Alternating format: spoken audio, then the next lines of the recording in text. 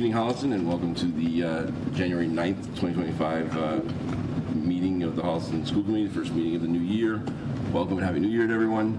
Sorry for getting started a little late, but we did have an executive session before we started tonight. So we've got a packed agenda tonight, so we'll get right into it. I will entertain a motion to approve the consent agenda.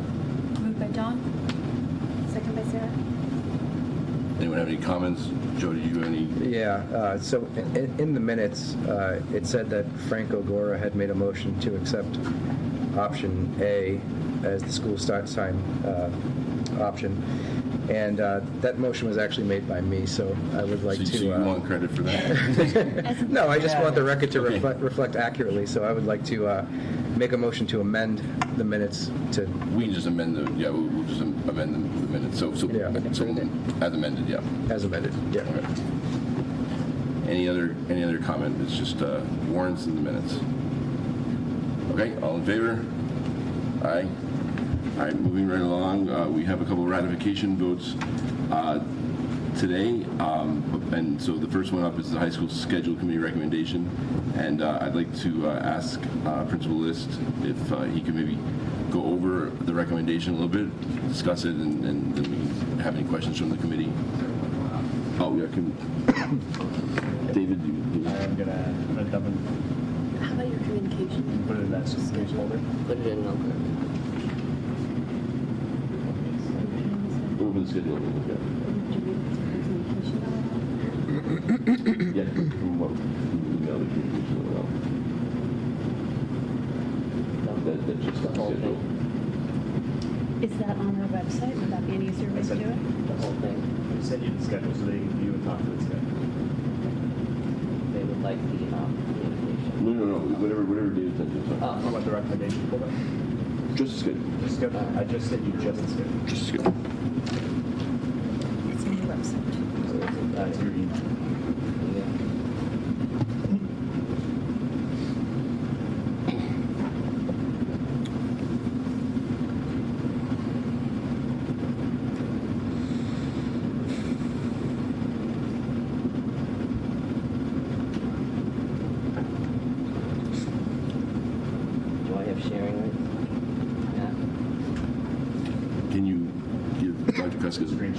Screen sharing rights? I think I do. All right, I think I do. Okay.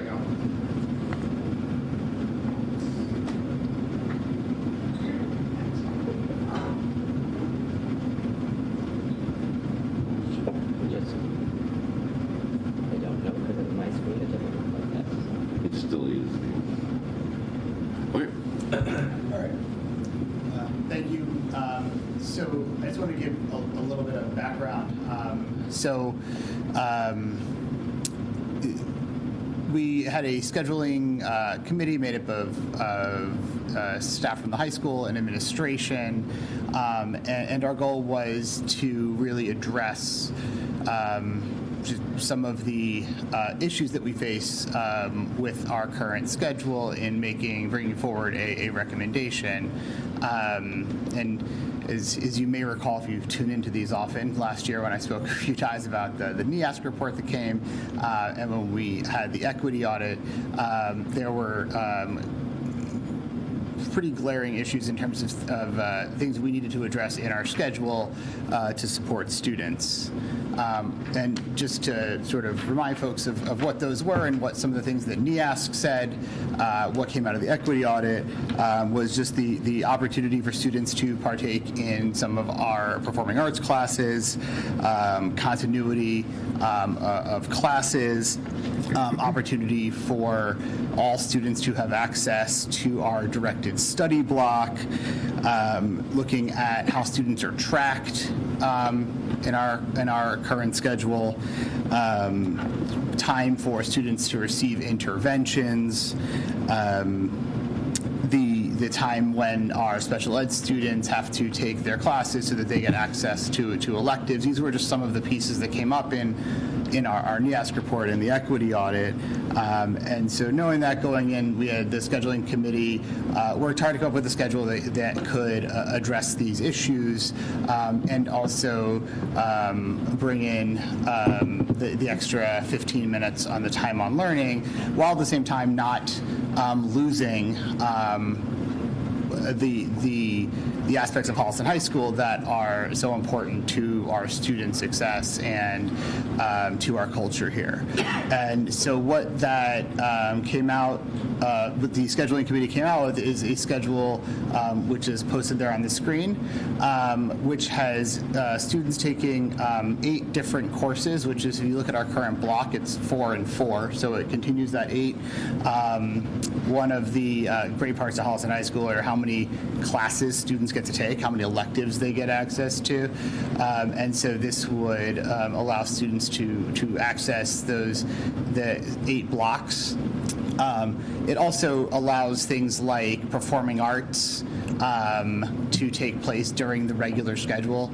So instead of having to meet during DSB and then those students not getting access to study, they would then get access to their performing arts during a regular class period.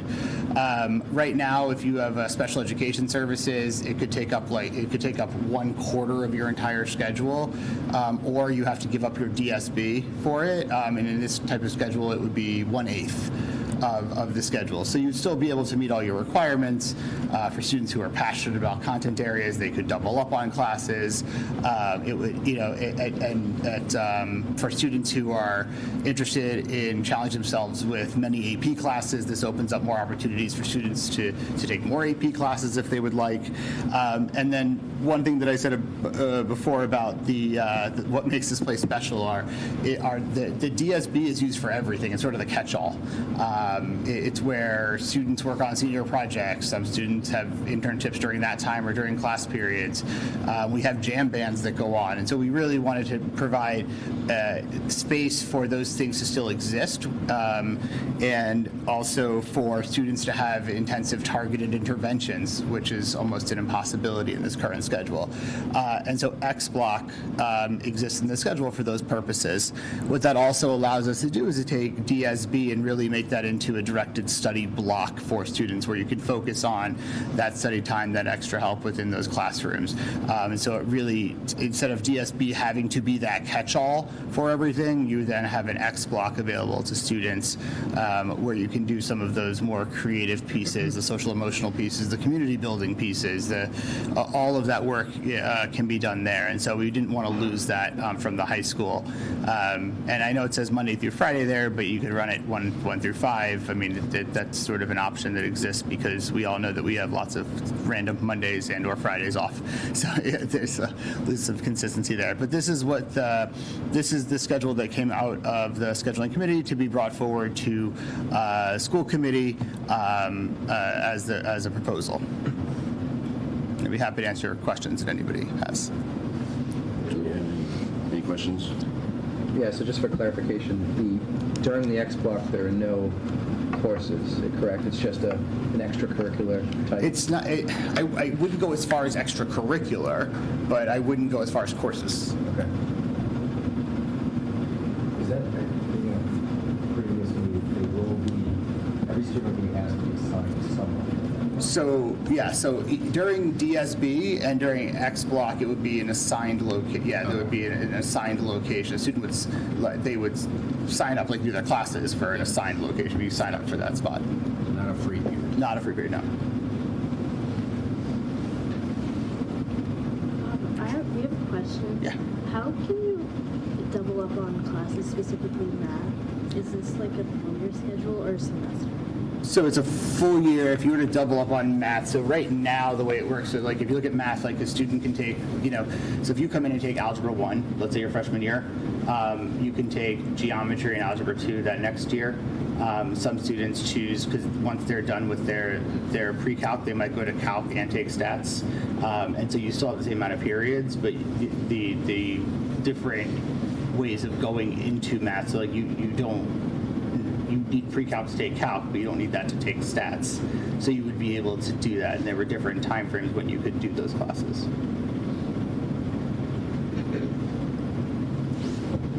Any more questions? Okay, so before we take a motion on ratifying the schedule, it is important for us to note that we did receive communication last night from the HFT that they did not ratify this schedule, so we are still going to move forward with our ratification vote, but pending our successful ratification, it will still not go into effect. Just as far as everyone understands, so everyone understands that. But at this time, I will entertain a motion to ratify the schedule put forward by the high school schedule subcommittee that was sent to us on December 30th of 2024. Okay, we'll take a roll call vote for that, as it is a ratification vote. Frank? Yes. Sarah? Yes. Hillary? Yes. Joe? Yes. Cynthia? No. Don? Yes. And Dan, I am a yes. So the school committee has ratified 6-1.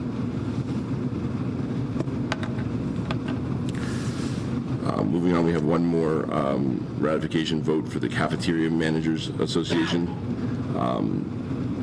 Do you just want to give just a very 2-second?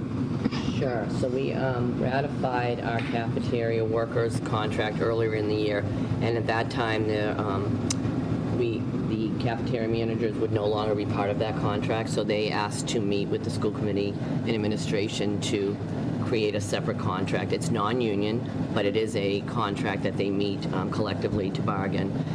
We currently have 2 cafeteria managers, so we met with the team, and Sarah was with us, and we ratified, we moved forward with an MOU that they have already ratified and approved. It's very simple. It really was just to try to take them as a separate group and, adjust their salaries similar to what we did with our cafeteria workers, but they're at a higher level, so it's a little bit different. We did add a few additional days because they were actually working more than what they were getting credited for, so we're trying to help support them with that. And we annualized some of their days as well, just similar to what we did with the general workers. Okay. Any questions about that? All right, so I will entertain a motion to ratify the Cafeteria Managers Association contract for, is it 24 to 27? What is the? Yes, it's retro to July 1. Yeah, so for the 24 school years of 24 to 2027. Moved by John? Second. All right, we'll take a roll call. Frank?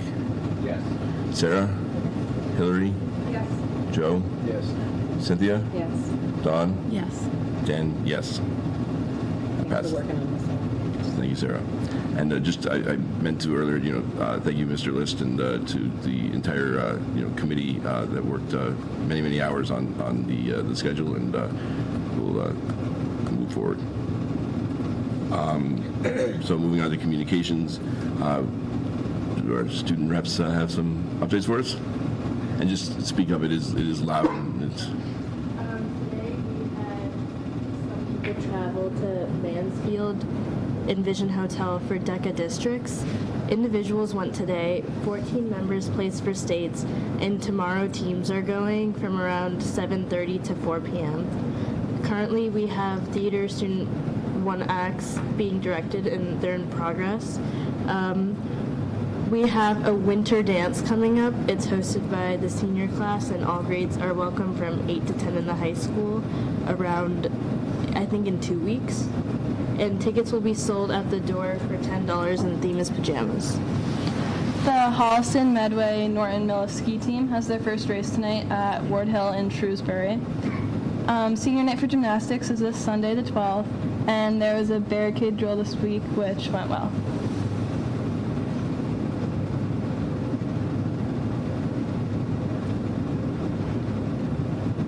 That's it. Good. Great. Sorry.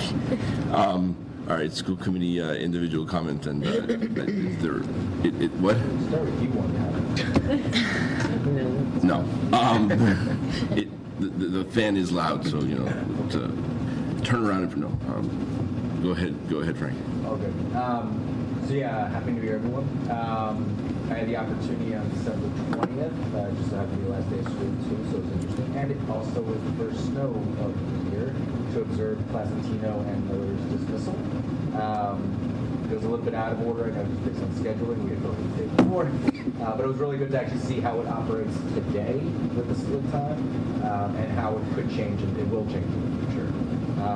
I am definitely inspired by both principals, David Kahn and J.D. Slaney, with the plans they put in place now, with the schedules in place, or will be in place, both now with them voted on, and how they're going to think about the dismissals, specifically with all the buses being there. I will say Placentino wasn't as clean because buses were late. I mean, it just so happened it was snowing that day, so you would expect that for the most case. But you know, she said something happens often, and you now have a bunch of little kids just waiting there for their bus to come. So I think by having all the buses there at once will definitely help there. At the same time, they were very open with the challenges, the new challenges they will face, and solutions they have for having everyone leave at the same time. So I think it's something we have to continue to monitor. As we said, we're going to learn based on what we see. We act on what we know, and we'll go from there. But it was a good experience, and I look forward to our administration and our leadership to continue to make this process better.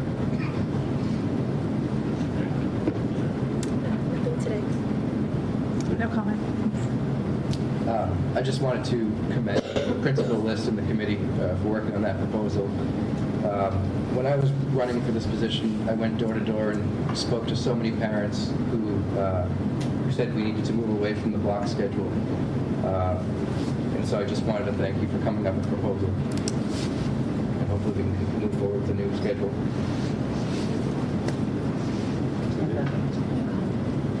And I do not have a comment. So, forward to public comment. And we have a few people, so we will just do a timer. So we'll do 3 minutes on the clock for everyone, just so. Do we have anyone? No, just the school committee and Dr. Kessler. Yeah, there was someone there a little while ago, but I'm sure. You can do public comment though, if you'd like. Amanda? 3 minutes, yeah. I try to be brief, but you guys know me. I can time myself. I think I'm at like 4 or 5 minutes, but as the only educator speaking tonight, I hope I could maybe be provided some grace to get through the entirety of my comments, but I'll read fast. Read fast, yeah. All right. Good evening. My name is Amanda Rivera. I'm a graduate of Holliston High School and have been teaching chemistry here for nearly 15 years. I'm deeply invested in the success of our students and our community. I wanted to speak tonight to explain why I and the vast majority of teachers voted to not ratify the proposed schedule. While I am not speaking in an official capacity on behalf of my colleagues, I was at the ratification meeting, and I heard all of the reasonable questions and concerns that my colleagues voiced on behalf of our students and the staff. To be fully transparent, I love the block, and I think that it's excellent for rigorous, in-depth, meaningful, hands-on science instruction. I think it prepares our students for college, as it mirrors most college schedules, and it helps them mentally and emotionally, not having to manage 7 or 8 classes at a time. Our high school schedule is one of the aspects of Holliston schools, like Montessori and French immersion, that make our district innovative and unique. That being said, I am not opposed to a schedule change. Neither are the majority of my colleagues, even those of us that like the block. We recognize and respect the needs of subjects like foreign language that could benefit from year-long instruction. We recognize and respect the challenges faced by band and chorus being offered during DSB. We recognize and respect the issues raised by our special educators, and yet we voted no. Why? I voted no for 2 reasons. First, this process, again, only from my perspective, was not in fact collaborative. When the schedules were sent out for feedback, 4 of the 5 were versions of the 8-drop schedule as proposed by administration, and only 1 proposed schedule from the teachers was included. And it was included with a caveat that it may not be feasible. I watched as the teachers on the committee came up with creative option after creative option to address the agreed upon concerns. Things like a split block, a super block, a 5-period day.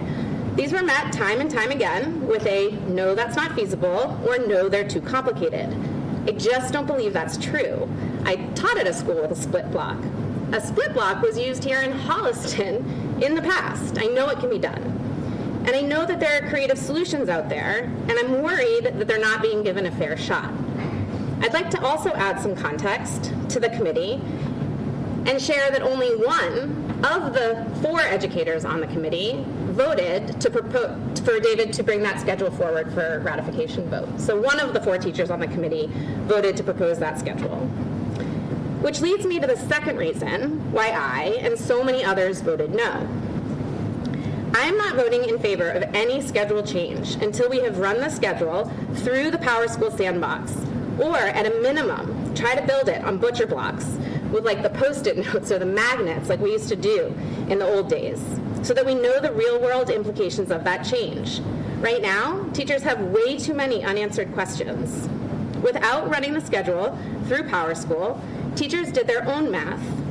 Here are the questions that my analysis of the impact, again, just to the science department, raises. And if my analysis is incorrect, please truly correct me by running it with a Power School mock-up. I'm not asking these questions ironically or rhetorically or trying to provoke. Like, teachers and students and the community really want answers to these questions.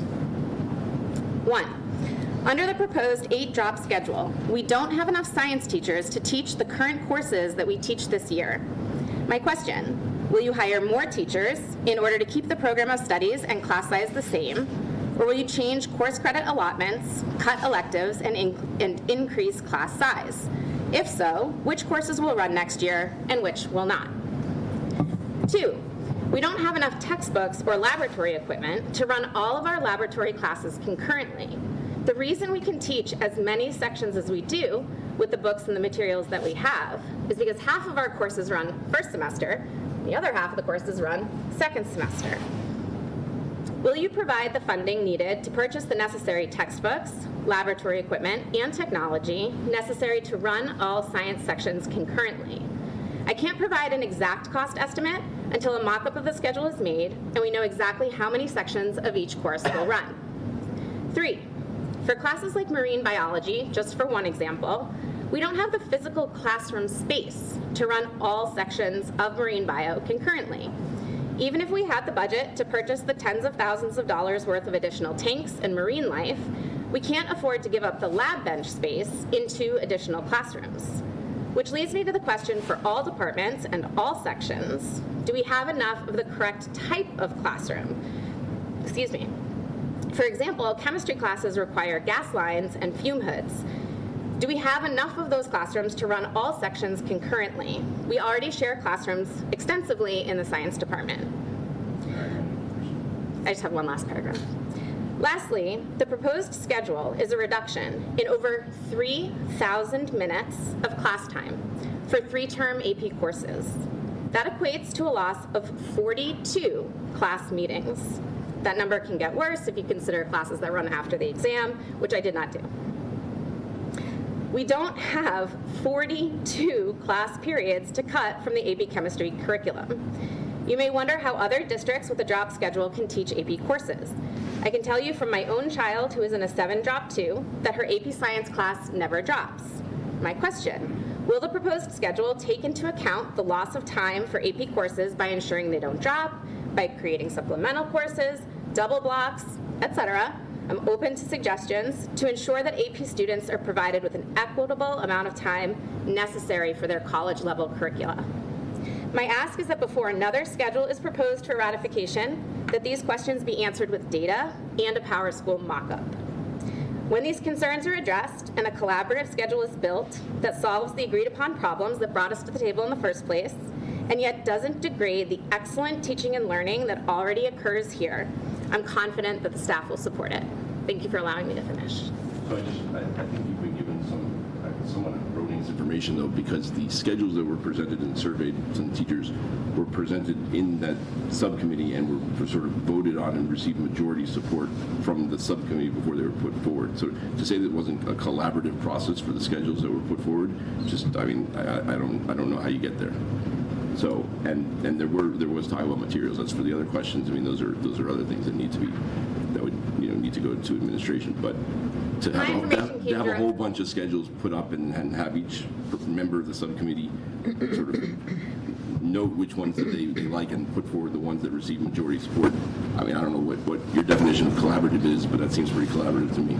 So I read my comments tonight to 3 of the 4 teachers that were on the subcommittee, and they supported my public comment tonight. So that's where I was getting my information from. It was from the teachers on the subcommittee. Amanda, do you mind sending that to the full committee, please? I'm sorry? Do you mind sending that to the full committee? Sending my comments? Your comments.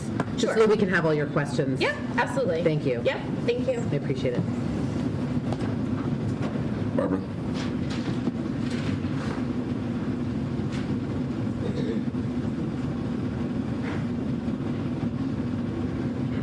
Hello, Barbara Ryan, 14 Burbank. Happy New Year, everybody.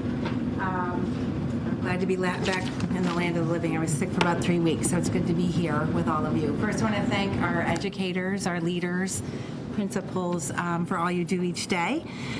With my PTO hat on, that's what I'm going to speak for first. I just really want to thank the school committee for your continued support with all the requests that come in and following those guardrails and supporting our students and teachers. So thank you for that. We are looking at our priorities. We currently raise anywhere between $60,000 and $80,000 a year. We think that's unsustainable going forward when we all fish from the same pond. We're looking at a 24 to 36 month projection. We have some spend that needs to be, some money that needs to be spent to get our balance down. We're not an organization that really should keep a large balance, but with the pandemic, Sarah is familiar, we have a little pot of gold right now, and we're using it very wisely, and we need to do that. So I know I've talked with Dawn, and I'm going to be meeting, I think, with Dr. Jordan and Counselor Naborski, just to kind of give this projection again. What should we keep doing well, which is community building, teacher appreciation, dances, some culture connection things, readathons, outdoor learning alliance, bingo, snowboard, and ski club. So those are the things we do really well, which build community. So again, going forward, we look forward to these conversations with the administration and certainly the subcommittee on budget to see where a happy medium could be had with some things that maybe we shouldn't take on and maybe it should be included in a larger school budget. So thank you for that. Switching to my community member activist hat. Again, thank you for the recent discussions and start times. I really appreciate it. I apologize if I came across like I attacked you, Frank. I just want to say publicly, I know you were involved, but it's really nice to hear from the whole committee when you do have a lot of things to say, so I appreciate that. I still am interested in the extra 15 minutes for the 3 buildings and the 10 minutes, how that's going to be orchestrated, measured, if measured at all, how that's going to be handled and what the benefit to students is going to be, all the students with that extra time. And I'm really excited to watch this schedule change. I know there's a lot of emotion possibly, or even thoughts around going from block to bell. Having wonderful children who are a little more on the average in how they not learn, but how they engage in school. I'm excited to see what the possibilities are in a non-block schedule for the majority of students. I think it's going to go back and forth, but again, I think the equity audit pointed in a direction that you're considering. I also think this is about reaching the majority of students and students with different needs and different ways of learning, and here to support the process and all of you in this. So thank you very much. Thank you for what you do. Thank you for, again, your support of the PTO, and that's it. Happy New Year. Thank you. Thank you. Ashley?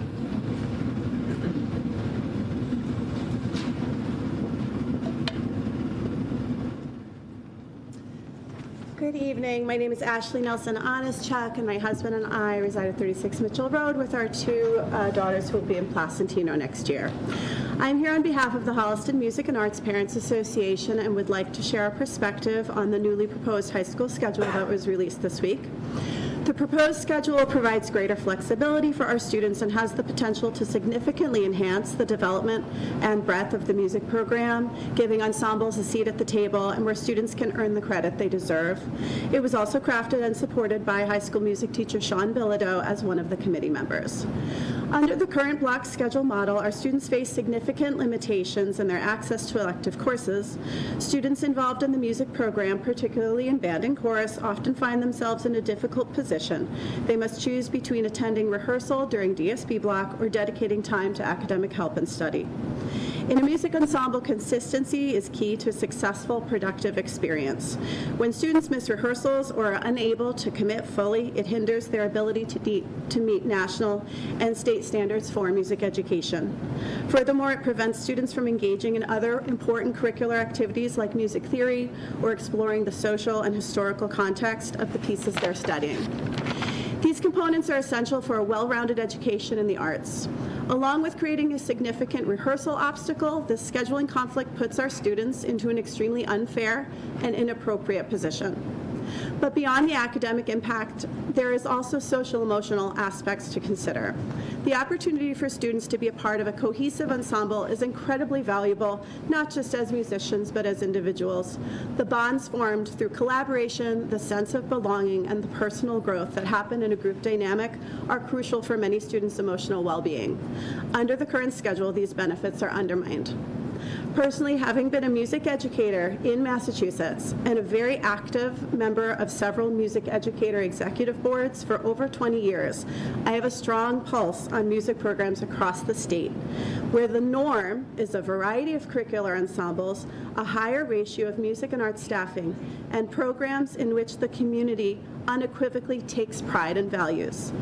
What I see in the Holliston music program does not align with the overall excellent quality of the school district. It is deficient and, quite frankly, embarrassing. Holliston nurtures an inclusive community with equitable opportunities. The proposed schedule aligns with that vision. The HMAPA strongly encourages the school board to consider these factors as you review, at this point, future schedules. Thank you very much.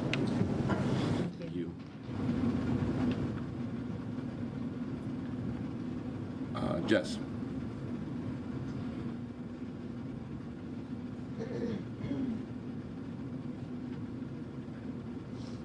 Hi, Jess Oman, 116 Locust Street.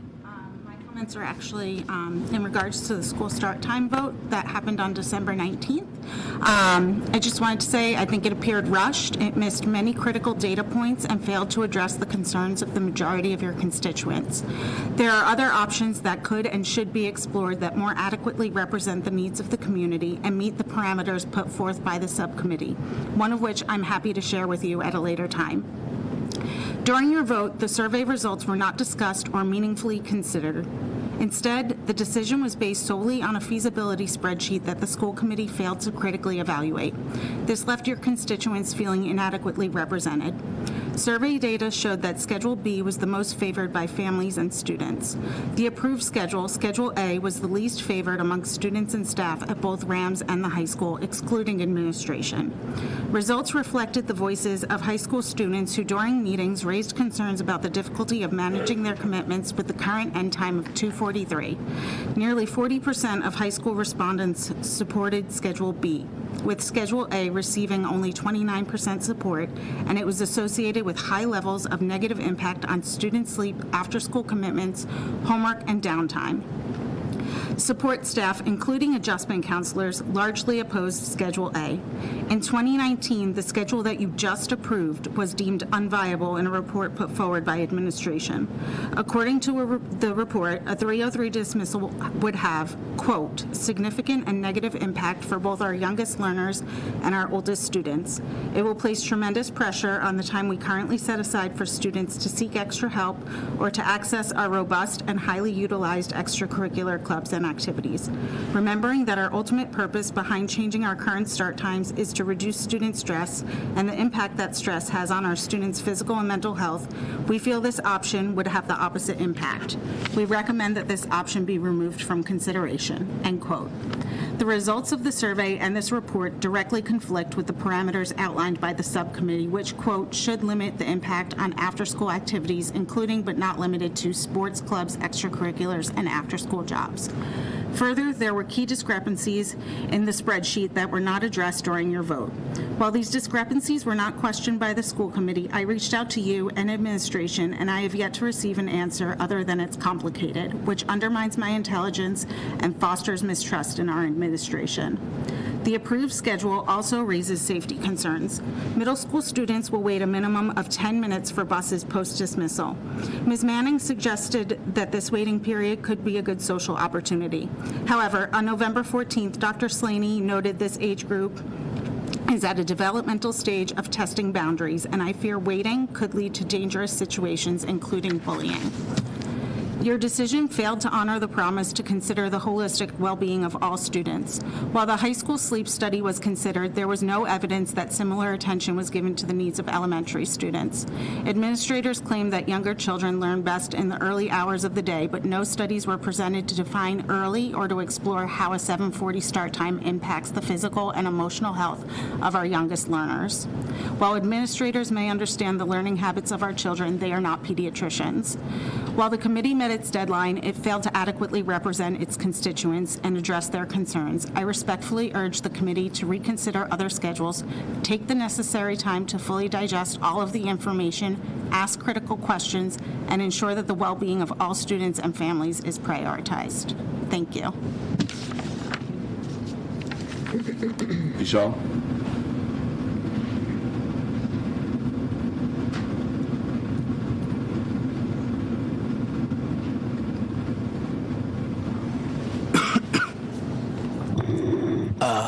Hello, everyone. My name is Vishal Ramanathan.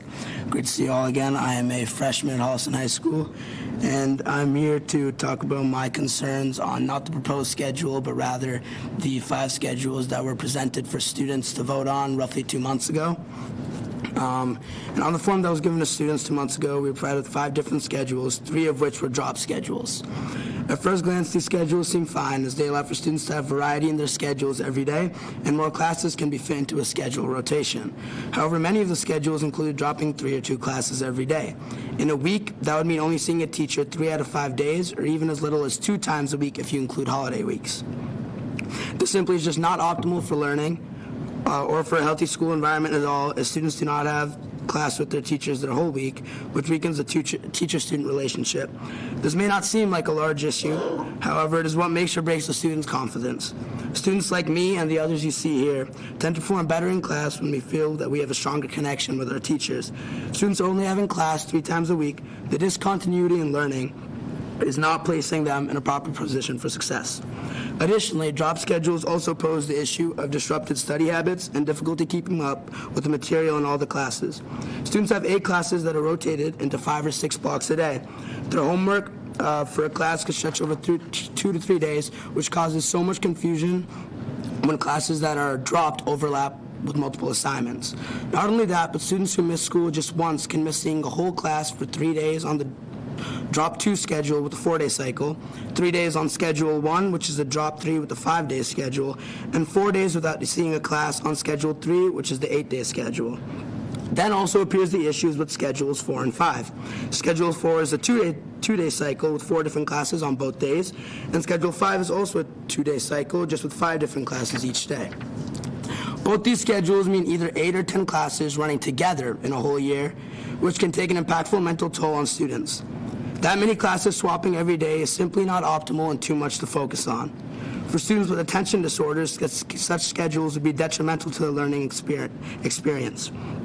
For students who have jobs or play other sports, most sports practices go on for 2 to 3 hours after school. That'll mean going from 3 to 5.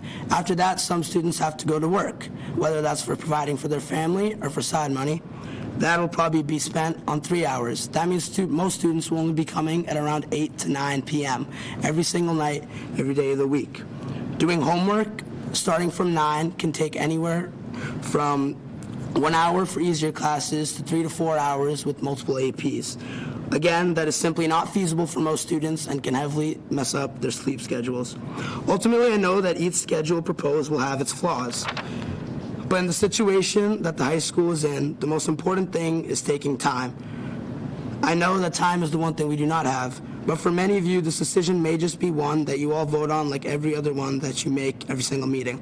But for us students, teachers, and administrators, we have to live this schedule, and I truly believe that if you want a schedule that benefits everyone in the Holliston High School environment for the next X amount of years, it's important to listen to input from both groups of students and teachers, genuinely take the recommendations and suggestions that we make into consideration while voting on something so impactful. Thank you.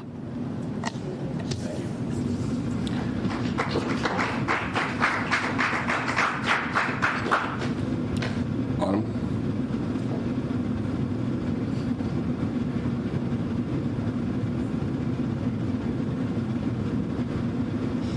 Hello, I'm Autumn Smith. I live at 109 Robert Road, and I'm a junior at Holliston High School. I first wanted to thank you for taking time into trying to figure out the best schedule for our school. Although I would love to keep the block scheduling, I understand that with it, some students don't get the resources they need, and some of our classes are affected, such as languages and maths.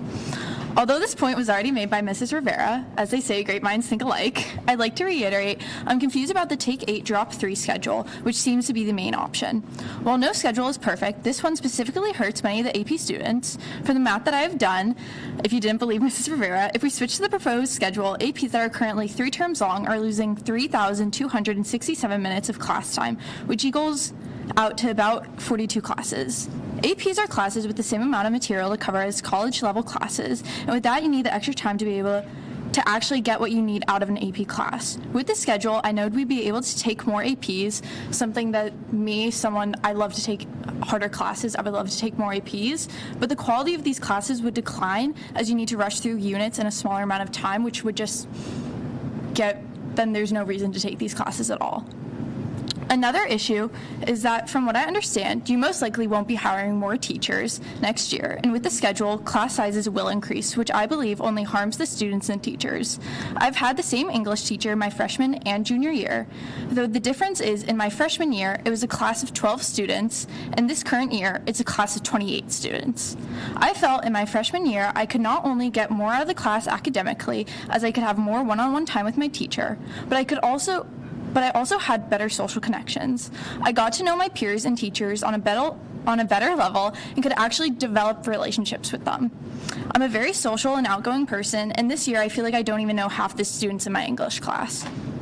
Lastly, another issue I've noticed was that it's only a 5-day schedule, and with this, you face the issues that certain classes that are scheduled to be on Monday and Friday lose out more days since statistically there are just more holidays on Mondays and Fridays, so I was just wondering how that was being taken into account.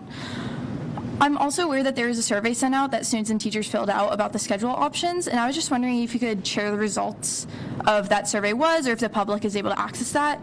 Also, if the results from that survey align with the proposed schedule as being a favorite. Overall, I do appreciate the amount of time that's been put into these alternative schedules. I just feel there are more creative solutions to these issues, like a split block schedule, for example, that could help solve the problems we're facing. Thank you.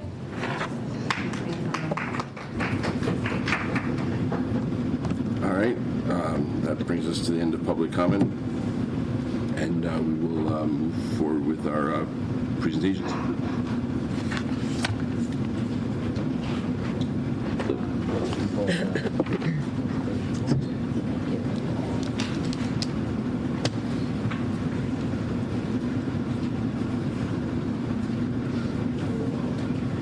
Hi, everybody. This is the part 3 of our budget process. This is the special education portion. We have a little bit of a presentation, but also in your school committee folder is kind of the presentation, but also a one-pager of the document as well.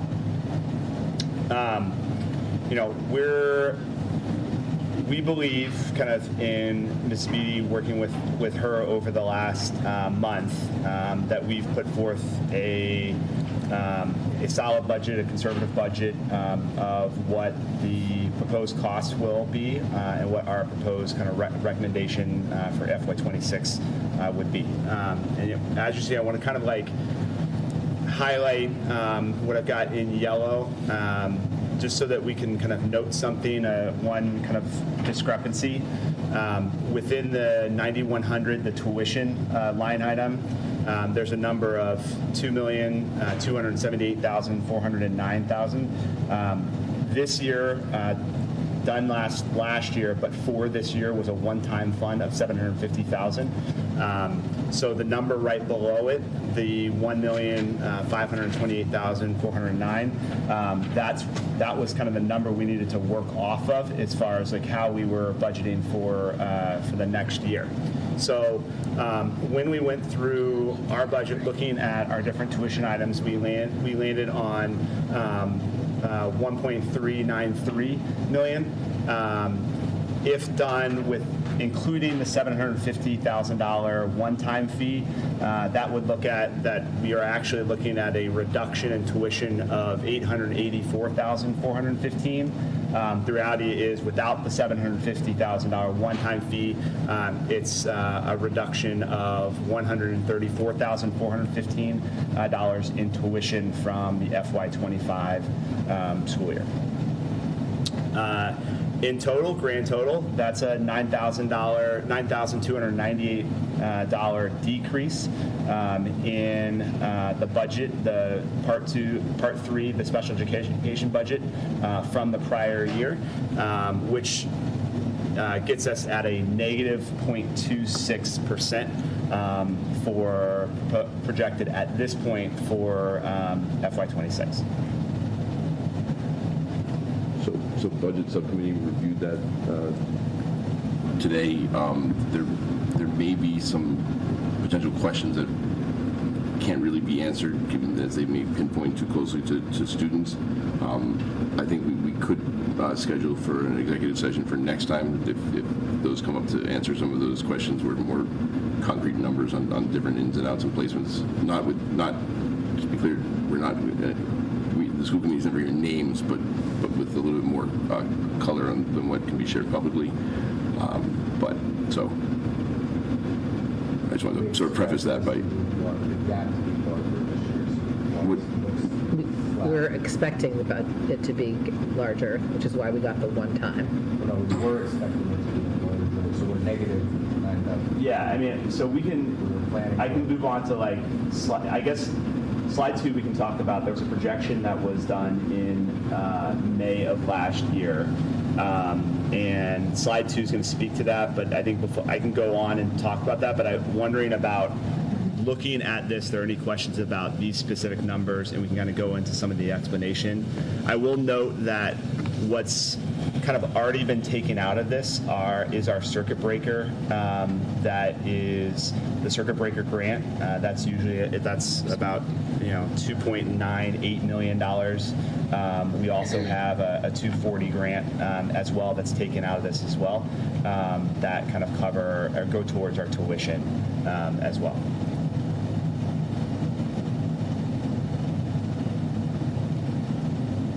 Clear, this is just this point in time right now, because that could shift like next week or tomorrow, or with move-ins over the summer. And Steve can talk about like how that fluctuates. But I think the seniors on it. We've done our best to be as conservative as we can, knowing that there are special education costs are ever changing. We do our best to sort of mitigate by other means to bring that cost down, but.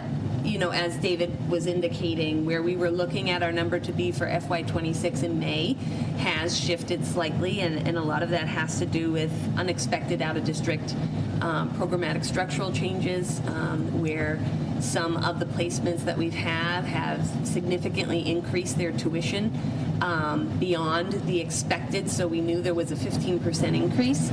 My office has recently received 2 programs that we have students at where one has increased 37% for FY26, the other has increased 18%.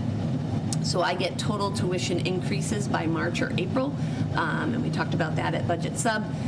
So far as where can I have more of a definitive tuition cost for everyone, and that would be the early spring, where placements then will tell me this is where we project our tuition will be for FY26. And there's, as Cynthia is indicating, there are other unexpected changes where there might be changes so far as restrictive placements going from day to residential or vice versa, residential down to day, where there are significant changes in that cost. There could be students who move in that are already at out-of-district placements that we have to encumber that cost. So we're doing our best to bring that cost down and make changes where we need to, but it is a little bit of a moving target for us. Frank, to your point, and what this is kind of showing as far as the grid on the top is that what we have appropriated for tuition is 1.5 million. That's what we currently have in our FY25. In May of last year,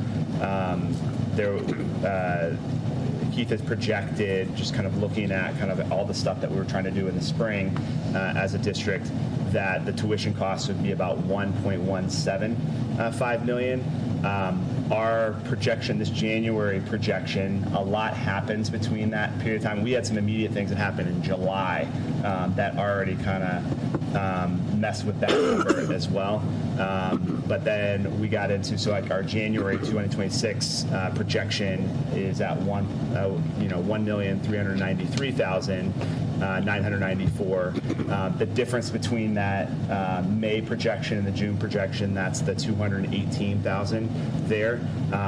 We're still down from our true FY25 to our true FY26 by 134,415.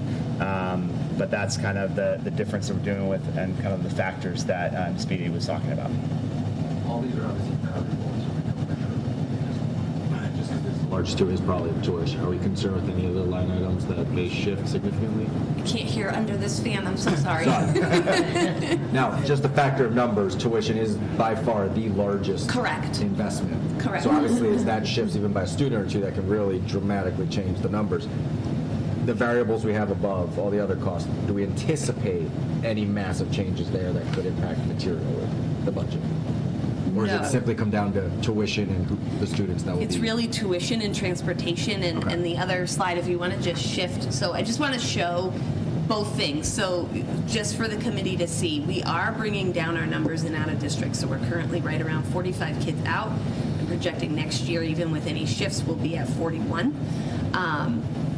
I credit that a lot to the programming changes we're making in district and really bolstering the programs we have, the continuums we have from pre-K all the way through, where we are able to maintain more kiddos in district. Some of the things that we are trying to bring down cost is with the in opportunities. So with that great work by my special educators and my SSAs and my counseling staff with those programs, I'm doing a lot of work with surrounding districts to work with them to bring in their kids.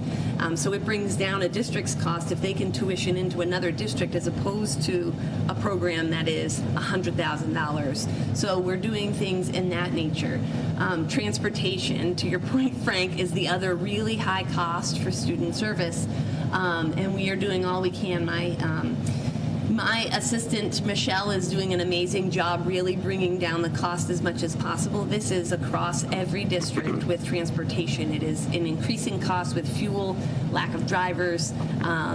It's just that cost is going up for every district. So we are trying to do more what we call like ride share, where I'm working with other districts. If we are utilizing the same program, I might have a kid from Milford and a kid from Holliston on the same car, and we're sharing that cost. We've removed all livery service, so that was a driving cost. But again, to your point, those are the things that are hard for us as a district to control because it's almost out of our control what a placement or a transportation company is going to charge us. So we are working with some families that will transport their own children, and then we do the state reimbursement model, which does bring that cost down for us. So where we can do that, we work with families to do that. And we're working creatively with 2 of our transportation companies to come up with more of a fiscally manageable package for us.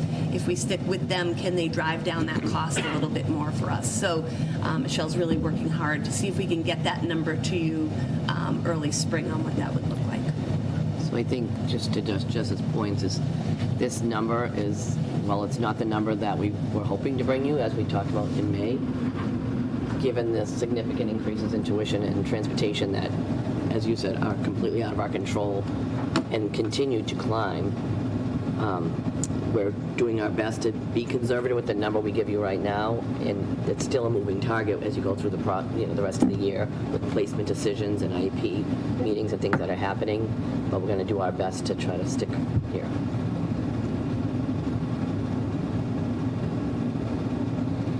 Okay. Any more questions about the budget for now? Obviously, it's still January, so much more to come. And we'll be talking about the programming piece at a later date too, right? That's coming. Just an update to Yes, like a mid-year update from me to be able to explain those pieces, yes.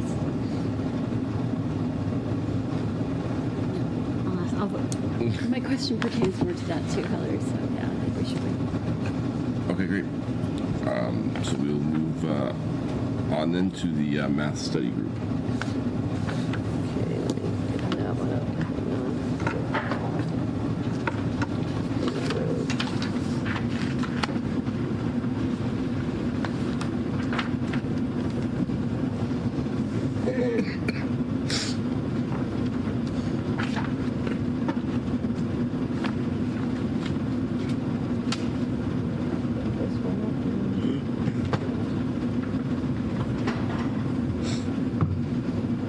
Okay. So we started our math study group this fall. We're going to walk through kind of what led us to this year and the group that we worked with this year. So we'll walk you through the timeline of events. Good evening. Just to remind you of the work that took place during the 2023-2024 year. It's all up here. But just to do some recaps on some of the items. We shared the survey results from the Math Forum. Teachers at both high school and middle school levels strategized on power standards and how to shift standards. And we did Math PD at both the middle and the high school to prepare for this work. In the summer, we continued our math work at all levels. Algebraic thinking is taking place at all levels, so we need to do the work at every school. The main concentration, though, was at Rams, because that's who's going to be most impacted. They did a lot of more work, continued their work on shifting the power standards and looking at implementing what ALN taught us and they worked with, and also understanding by, not understanding by design, sorry, universal design for learning to make sure that we're meeting all the students' needs. So this is, the timeline that we've undertaken this year for our math study group, with our effort to try to get this information to you earlier than we initially projected. So we talked about this last March. We looked for volunteers at the beginning of this school year. We started after school meetings, and those ended as of December 2024. Bringing the recommendation here tonight is our hope to move forward and potentially to vote on this in February at the next February school committee meeting. We would then want to work out all the implementation details, and we're going to talk about that further along and talk about what that might mean for math curricular in the fall at the middle school level. And this is the group that worked together on this math study group this fall. We had 3 of our curriculum intervention specialists, our STEM intervention specialists, who are working with our staff to support students and staff with math this year. Ron Taylor is here. He's going to help us with some of this data. He's going to present as well, so thank you, Ron. Dr. Slaney was intending to come tonight, but is homesick, and hopefully I will be joining her tomorrow with that. And then you can see it. We had Leah, Sarah, Carla, Krista Marino as teachers, representatives on this, and thank you to Joni for her part in this discussion as well. Going to hand off to Ron now. So during the many times that we met, this kind of sets the picture of what we were doing while we were meeting. We reviewed relevant research for the pros and cons of leveling, and as you can imagine, there are strong feelings and opinions on both sides of that, but we really tried to dig into the data and the research rather than talking about how we felt about the matter. We studied the impact of the leveling and de-leveling. We considered the relevant equity steering recommendations. That's going to be brought up later on in this presentation. Same thing with our fourth bullet here. We conducted data analysis of the current student math performance with various populations. You'll see that data coming your way as well.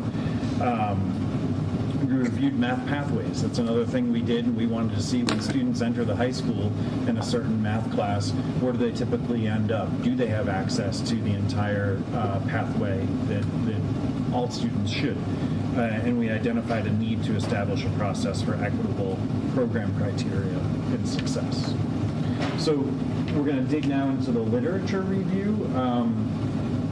In order for early algebra instruction to take place, we need to have access to we want to make sure students have early algebra instruction so that they have access to advanced mathematics. So as we know, if students want to pursue a STEM-related career or pathway in college, oftentimes they need to get to calculus in high school. And so I think we had a student here earlier talking about the need to get to calculus and whether or not a new schedule would allow for students to double up, et cetera.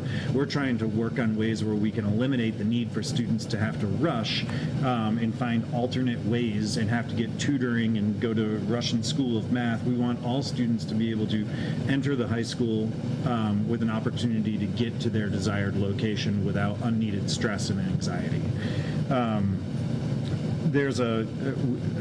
Let's see here, studies indicate that early exposure to algebra can benefit women, students of color, English language learners, and potentially narrowing the achievement gaps. Later in this presentation, you'll see some graphs which clearly show that we're lacking in our upper mathematics classes with students from our more marginalized groups. And so we think work can be done to improve that. And then readiness concerns. Sure, there are concerns that students may not be ready for the algebraic thinking that they need to be successful in an algebra class. And if that's the case, we're going to do our best to meet the needs of students when they're in 8th grade in Algebra 1. But if they needed to retake algebra in high school, we would make sure the supports are in place to help them be successful there. I think we're going to jump to a video by one of our math group teammates, Leah, made from home.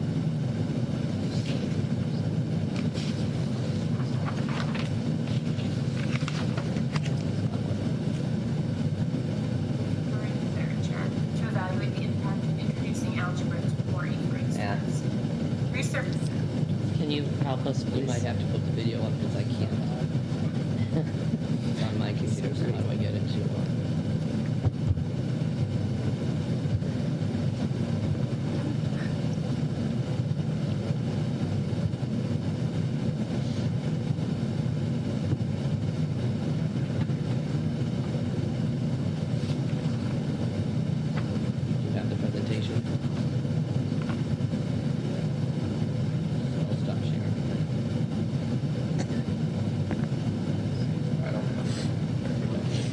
The math study group presentation is linked in there. Yep, I just grabbed it from here. Oh. Sorry.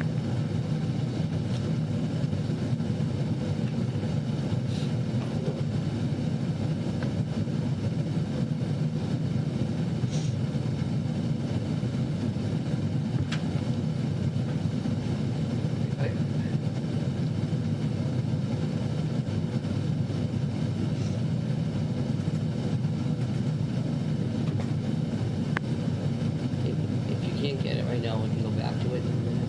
Yeah, sorry. It's the math study group presentation is in the school committee folder. Yeah, I have it on here. Okay. It's just this doesn't have HDMI. Okay, I'm going to go back to the presentation for a minute. Share.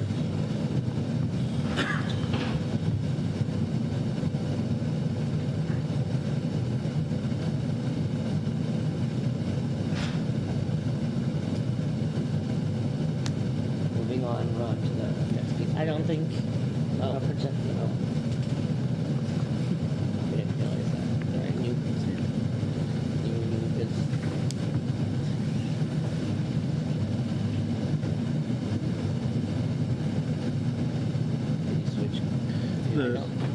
the next slide that I was going to talk about is a continuation of the literature review.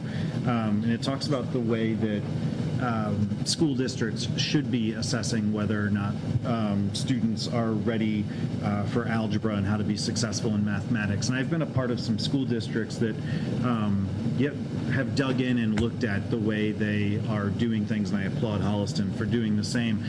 In places I've previously been, things like behavior or work ethic have come into play when placing students into certain math classes, and this student isn't ready for algebra because of the executive functioning skills that they're lacking. We need to learn to support those students and find ways to help them access the curriculum, not lower their math pathway. And so there are 3 bullets on this slide, which are to assess individual readiness. So that's very important. To provide support structures like tutoring and differentiated instruction. There's a need for professional development for sure. Differentiated instruction is something that's thrown out in every interview we've ever had with a candidate coming in for a position in school. They talk about how important it is. It's very difficult, and there would need to be professional development to make sure that teachers are continuing to learn. Students are different than they were 20 years ago in classes. We need to make sure we're meeting them where they are. And as Joni mentioned earlier, early exposure to algebraic thinking is critical, so that students aren't exploring algebraic thinking for the first time in algebra class. Through the use of All Learners Network, we're learning how to help students become mathematical thinkers much earlier on in the process. Matt, if you could just give me, if you could just move this off, I'll just put my screen back on and we'll skip the video. You should be able to pop yours back on. Yeah, I'm plugging this back in. Oh.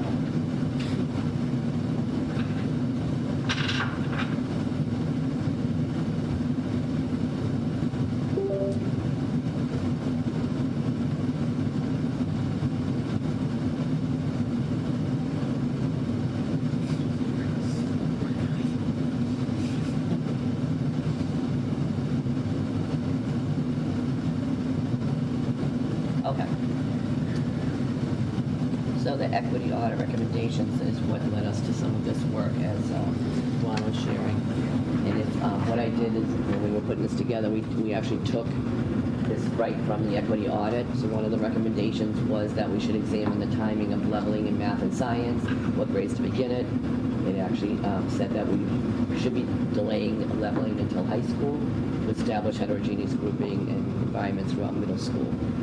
And then another recommendation was to reform or eliminate prerequisites for honors and AP classes, again, to open more doors for students and not close them. And part of the concern with leveling in middle school is that we're tracking them so early, and then we end up actually closing doors, and there's no other pathway to get back into it in high school and push forward to higher levels.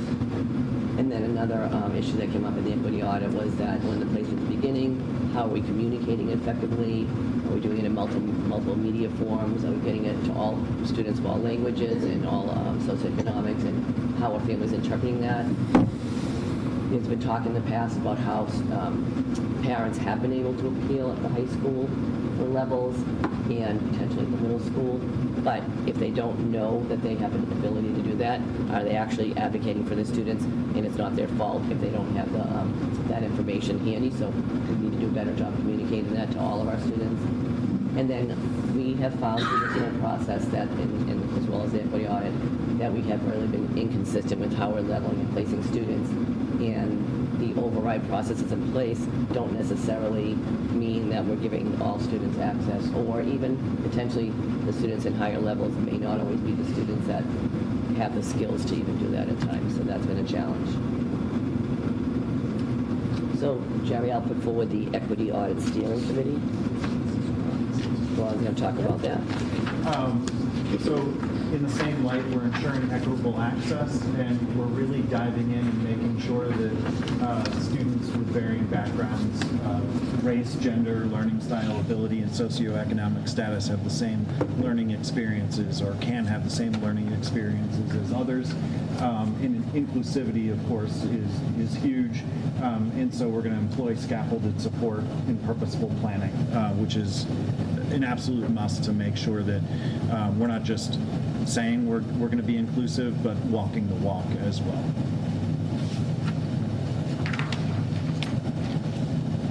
So the data that was collected was eye-opening, and I'll share that data looks similar in other districts as well. I don't have that to present. I'm pulling that from my own data. I've worked in different districts, and it's fairly similar to this. So this was done by Carla Kraus. It's the breakdown of current 8th grade math course enrollment by demographics. You'll see here that 64% of 8th grade students are enrolled in Math 8, whereas about 36% are enrolled in Algebra. On the next slide, we're going to break it down further. On the left is the same picture that you just saw, but here we break it down by low income. There are 20 students in this top left part here, 20 students that would be fit into that low income enrollment. Only one is in algebra at this time. Over here, students on 504s, there are 30 in 8th grade. Only 3 are in algebra at this time. Down here, our Latino enrollment, 14 students, 2 are in algebra in 8th grade. And over here, IEP enrollment of 37 students, only 1 is currently taking algebra. So we feel as though there could be some systemic barriers that are preventing this. And there's a need to dig in, find out why that's happening, and then create structures so that we can fix it and make these classes accessible for all. We're going to continue to go through the data, but I think when Carla shared all of this data with our math study group during November, I think it was very eye-opening because it really paints a picture that really persuaded us to move forward with the recommendation that we are doing tonight. Here's some IXL data as well. This gives you kind of an idea over here in the bottom left-hand corner. If students are in the 200s with their IXL scores, that means they're at a 2nd grade math level, 300s, 3rd grade, etc. And so you'll see that the students in the top left there who are currently taking algebra in 8th grade, you'll see that those students are scoring in the 600 to 900s in their IXL scores. Our low-income students, you'll see that there are 4 students here in the 7, 8, 900s. They're scoring in the 7th, 8th, and 9th grade levels for IXL, but they're not represented in the algebra class. Why? Of course, there are different data points that you need to look at. Everything's not based strictly on IXL, but this data does suggest that maybe there are students who could be in algebra who are not. And that's basically what you would see with the rest of these charts as well. This is really a similar breakdown, but just horizontally on a bar graph, but the colors can show you. Blue are students on IEPs, so you can see where their scores are. You have more in the 200, 300s, of course, rather than in the 7, 8, 900s. Algebra students are green, so you can see that's heavier weighted down here in the 9, 8, 700s. But I think just seeing those other areas, the 504s, the Latino, the students that are scoring in the 700, 800, 900, that aren't necessarily even in the top levels is what. Yes, exactly. Important. And then we can go to the high school math data. I'm almost done.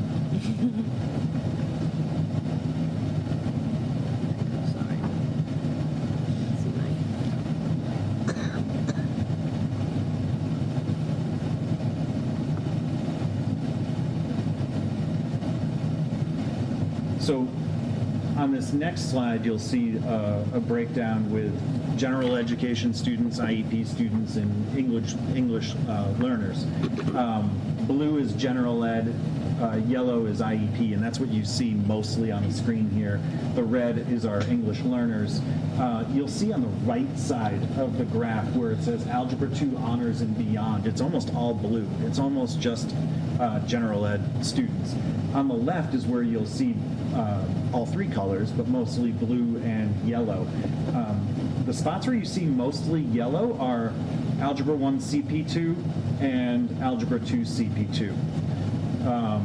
As well, and then in the middle there, that third largest bar of yellow, that's Geometry 1 CP2. So this graph really screams to the fact that our IEP students are mostly in our CP2 classes needing the most support. This last graph is showing course enrollment by ethnicity. And again, on the right side of the screen where you have your calculus, your AP calculus, AB, your calculus BC, your AP stats, it's mostly enrollment of students who are white, that's the blue bars, and Asian, that's our green bars. Whereas on the left side of the graph, you'll see more of our Latino population and our black population. Latinos in yellow and black is in red. And so why is it that the graph is so heavily blue and green or white and Asian at our higher level math classes and not full of our entire student body? And so that's what the data shows for high school. And I do want to add that Leah worked on this data with you, Leah Barton, at the high school. Both Leah Barton and I worked on putting together this data. So Ron told us a story with the data, and as we really grappled with the data and had some eye-opening talks, we came up with a list of systemic barriers and challenges. We identified those, and I'll go over those now. So our group came up with, there's some groups significantly underrepresented in algebra classes versus Math 8. IXL scores suggest that there may be some students conceptually ready for higher level algebra, and in some cases did better than their non-marginalized peers, but were overlooked. This data as a whole suggests systems in place may not be equitable for some marginalized demographics. So we went on and identified the barriers, systemic barriers, and the challenges. As a district, there is a need that we need to ensure and better clarify for families regarding the math pathways and show that connection between higher education. We also discovered that socioeconomic factors may limit families' access to tutoring and other academic supports out of school. Finally, one of the barriers and the challenges that we need to face as a district, students may face difficulties with executive functioning skills and developing consistent academic habits, which could mask their readiness for the demands of algebra and unintentionally exclude students. So we really need to unpack all of these as a district.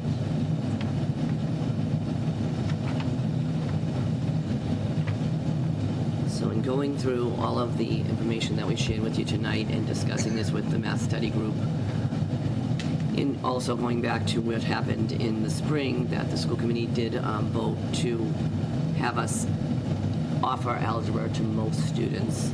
We know that it's not going to be for all in grade 8 next year, but we wanted to make sure that we opened opportunities for as many students as possible, looking at all the barriers that are in place right now and trying to expand and dig into those further. The proposal would be to restructure our middle school math pathways to allow for the heterogeneous grouping that we talked about earlier related to the equity audit. And then to do so, we would have to make sure we have appropriate scaffolding and resources so that every student that enters Algebra 1 has some success opportunities. Now, again, we know that not every child will succeed as well, and we would still have pathways at the high school that would open up doors and have them allow them to retake it, as we talked about with the literature as well. So how would that help students? So the next one, by removing math levels in the middle school and providing students with the opportunity to take algebra could have significant benefits. And these are huge, and there's many more, but promotes equity and access. We really need to ensure all students, regardless of their background, have equal opportunities to engage with advanced math concepts, fostering equity and bridging achievement gaps. It's also going to foster a growth mindset if we open it up for all. It builds a strong foundation. It improves their critical thinking and problem-solving skills.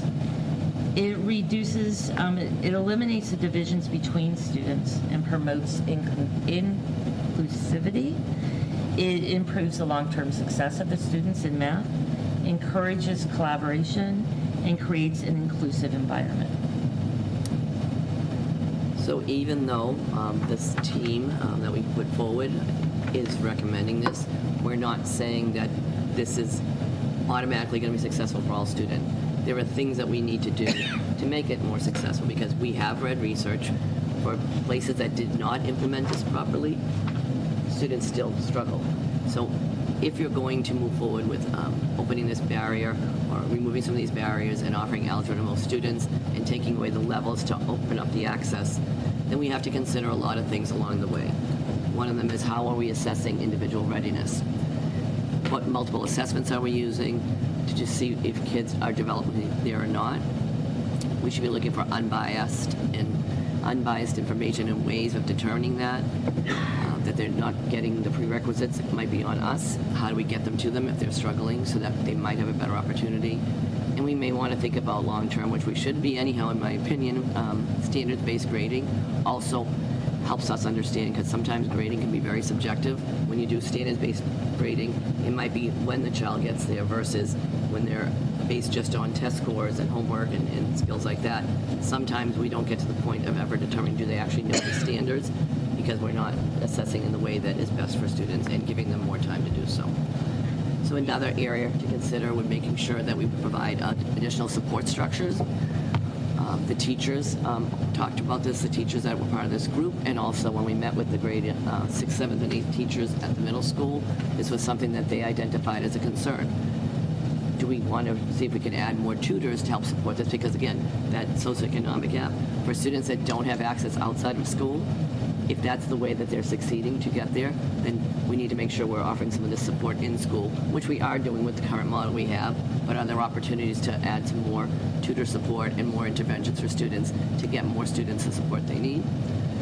We have continued and will continue the All Learners Network training, and I think the important thing with that is this training is not just happening at the middle school, it's happening at the high school, and also Placentino and Miller. K to 5 as well. So while we're saying that algebraic concepts need to be given to more students in grade 8, we're working on algebraic concepts all the way down and all the way up.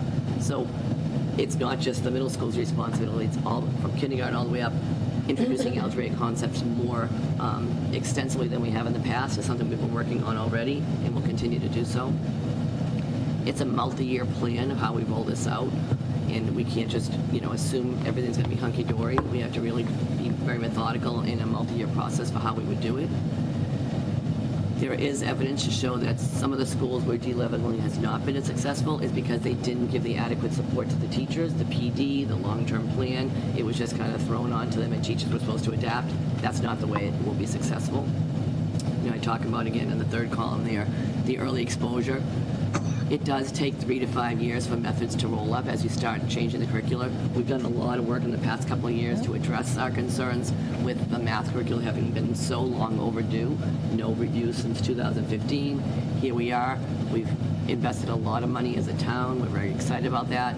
We're investing a lot of money with training for teachers. So it will not shift overnight, but we are really confident with what we put in place already. And if we continue to support this, then we can get more algebraic thinking to all of our students. And as they approach middle school, would be more and more successful with this moving forward. 7th grade math is still being finalized. Teachers have been working already this year to try to take some of those grade 8 standards that we talked about this last year and move them down to grade 7. So they're already working on this, and we're seeing some success already in just this pilot year. We're trying to shift to get to algebra next year, and I think the teachers are feeling pretty good about that at the moment. So what other steps are we going to have to take? So Carla Krause is doing a really nice job right now of planning visits to other schools to see how they actually accomplished what you tasked us to do. So she already has a visit planned, and I know it's this winter, and Carla, I'm sorry for forgetting the date, but they will be going to Plymouth to visit with the teachers that have rolled this out. And they'll be going to some other schools also. Teachers will be going and asking other teachers how they did it, right? The math teachers at Rams are going to create an IXL end-of-the-year assessment for middle school students. It will not be graded. It's really important because they can pull out the algebraic standards and pull out questions that are tied directly to those standards. That information will then help guide the high school on how they need to form their class, what students need more support. If there's extra, the schedule changes and you have a block that you can offer more intervention, that's when they would go and really target those skills for those students. This summer, the middle school teachers would continue working on shifting the standards and really looking at what they have been able to accomplish over the last 2 years and what they still need to do. ALN, All Learners Network, does an incredible job of identifying power standards for each grade. They would be using that document to guide them through the process. Reveal chapters need to be changed around. That is what the high school says they need to do. And both the high school and the middle school need to build menu items. And that's really a choice for the students of how they're going to demonstrate mastery of a standard. Very important to give students voice and choice. We need to work on vertical alignment of what is nice to know, what they need to know, and what is the things that we're just going to expose them to. And again, ALN helps us identify that. So it's not us just shooting from the hip. We need to continue that All Learners Network training. We have been meeting with them to do a proposal for us, and we're really strategizing on that. Every STEM curriculum person has really worked with their staff, asking them what their needs are. We will need to offer differentiation training during PD days. Director Beatty and I will be looking at different places that offer some differentiation training and work together on that. We are recommending that a high school math study group will need to be created next year to ensure that smooth transition. They are going to see a lot of positive changes at the high school and what skills students are going to be coming up to them with. So there are ramifications to courses at the high school that we're going to need to make. So that group will really kind of be digging into how do we do that. We as a district need to communicate our vision and why to staff, to the community, to teachers, to be very transparent. We need to continue to refine and offer those MTSS interventions at all levels. You guys remember, I know Jess and Jerry L spent a lot of time showing that structure of the house. So you can remember that, what they were talking about. And then also, in order to do this, we, as a committee, would recommend to remove grade 8 levels in science, and that's because if they remain, students will be tracked. So we need that in order to do scheduling, and that we are not tracking students in 8th grade.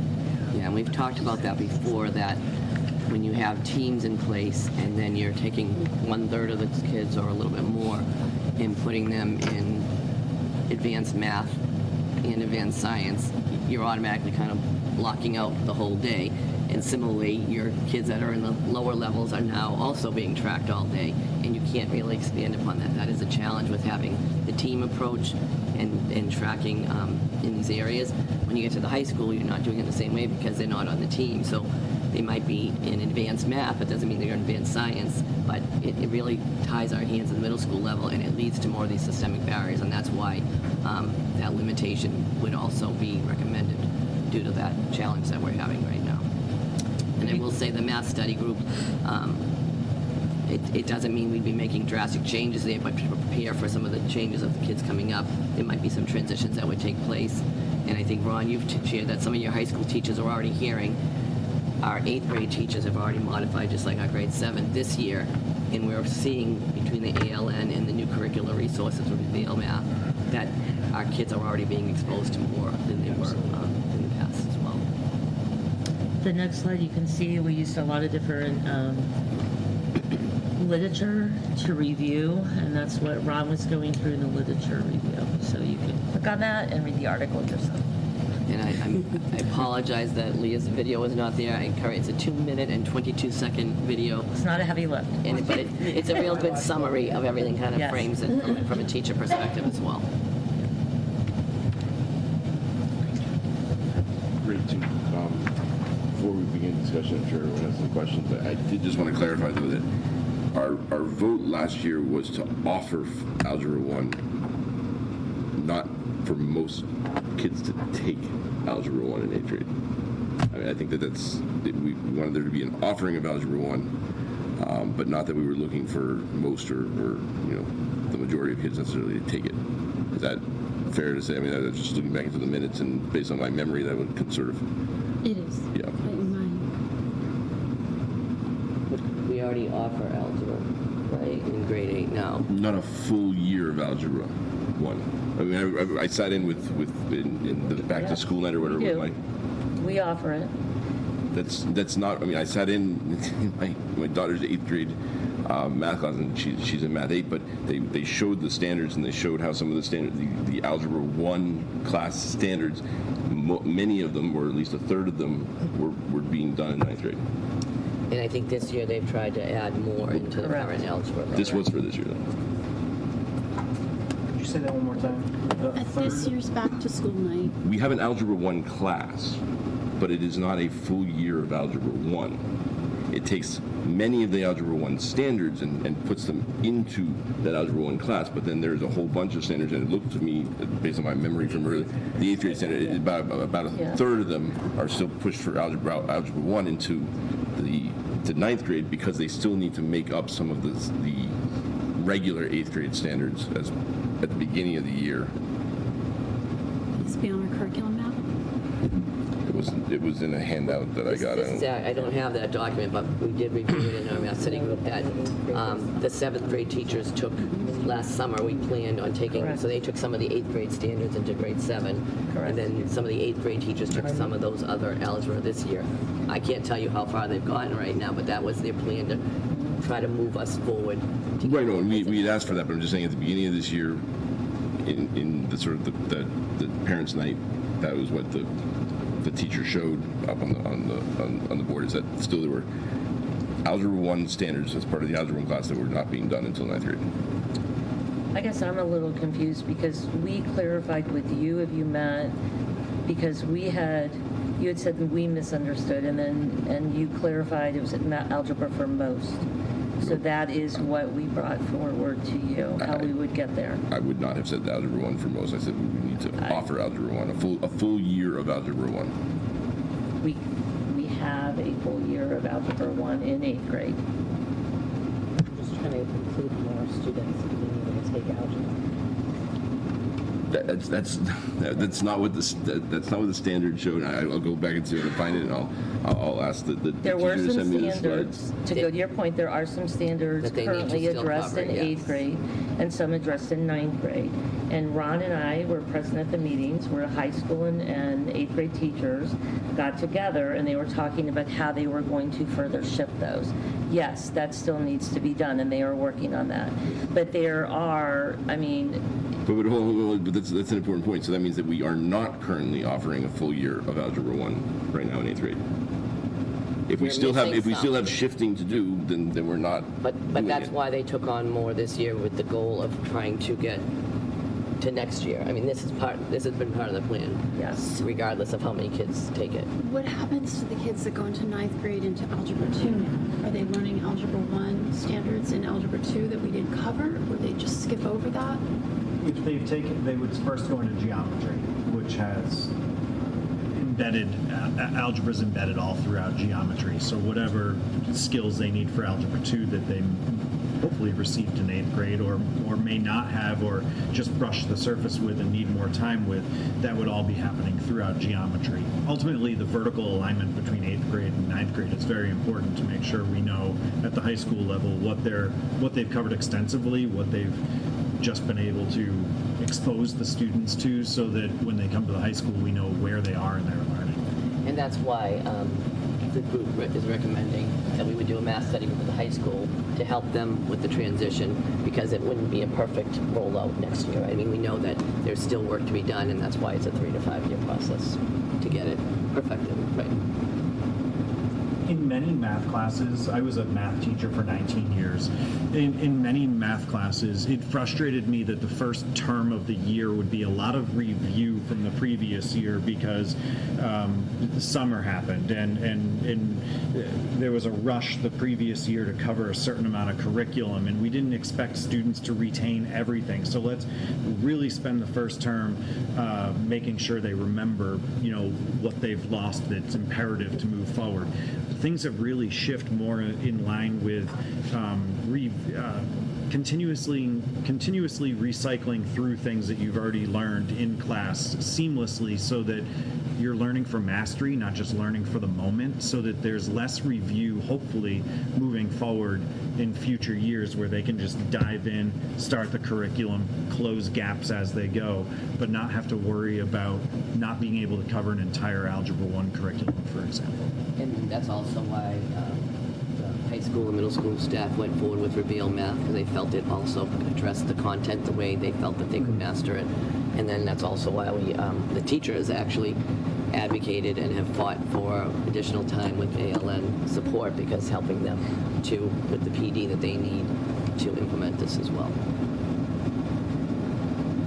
Good question about the standards piece, following up on that. So I really appreciate the work that the group has done. It's clear there's a lot of work that's been put into this, a lot of data that you've looked at, and that you're really looking to move forward with a way that provides more access for students, not just in 8th grade, but in their high school career as well. But I wanted to follow up on the standards piece, because with the standards, the way they're laid out, there is a purposeful progression of content that builds on each other. And the trade-off for any kid that takes algebra is that they're missing the 8th grade content, the standards, and that's the same content that they're assessed in 8th grade as well. So when you're talking about shifting standards, can you just kind of expand on that? What I'm hearing in that is that either standards will be condensed or skipped, and I'm just wondering about how that plays out vertically as students move not just to algebra, but also to geometry and statistics as well. I think one thing what I will do after this meeting, I will share what ALN calls the power standards. I can share those with you tomorrow, because it's easier to see that, like, mapped out, right? But they really concentrate on, ALN has identified this is where you need to put your most teaching into. For them to understand all of these concepts, this is where you need to put your time. And so then when we're talking about doing the shifting, the teachers are looking at that document, but when the high school and the middle school were talking, they're like, okay, in order to meet what ALN is saying, what should the high school be doing? What should the middle school be doing? Right? Can you expand on that? Yeah. It's been recognized. In one of the meetings we had last year, I think I might have looked at you and said, this is a geometry standard in 6th grade. My son is doing it, and he knows what a trapezoid is. It has a pair of parallel sides. I'm like, why are kids learning that standard 3rd grade, 4th grade, 5th grade? In 10th grade geometry, you're also teaching it and assessing it. It felt like it could be done better, and I think that's what the shifting of the standards was. Do we need to teach it a little bit in 7 consecutive years, or can we do it really well in the first year and then just revisit it briefly as we go forward? Correct. Rather than spending entire units of study teaching things that they've already learned? You get a lot of information on learning walks, for example, like at the high school level, having teachers or administrators go down to the middle school and see what they're learning. It really opens up your eyes, because you're like, oh my gosh, students were exposed to this, and if they didn't retain it and they need to relearn it, why?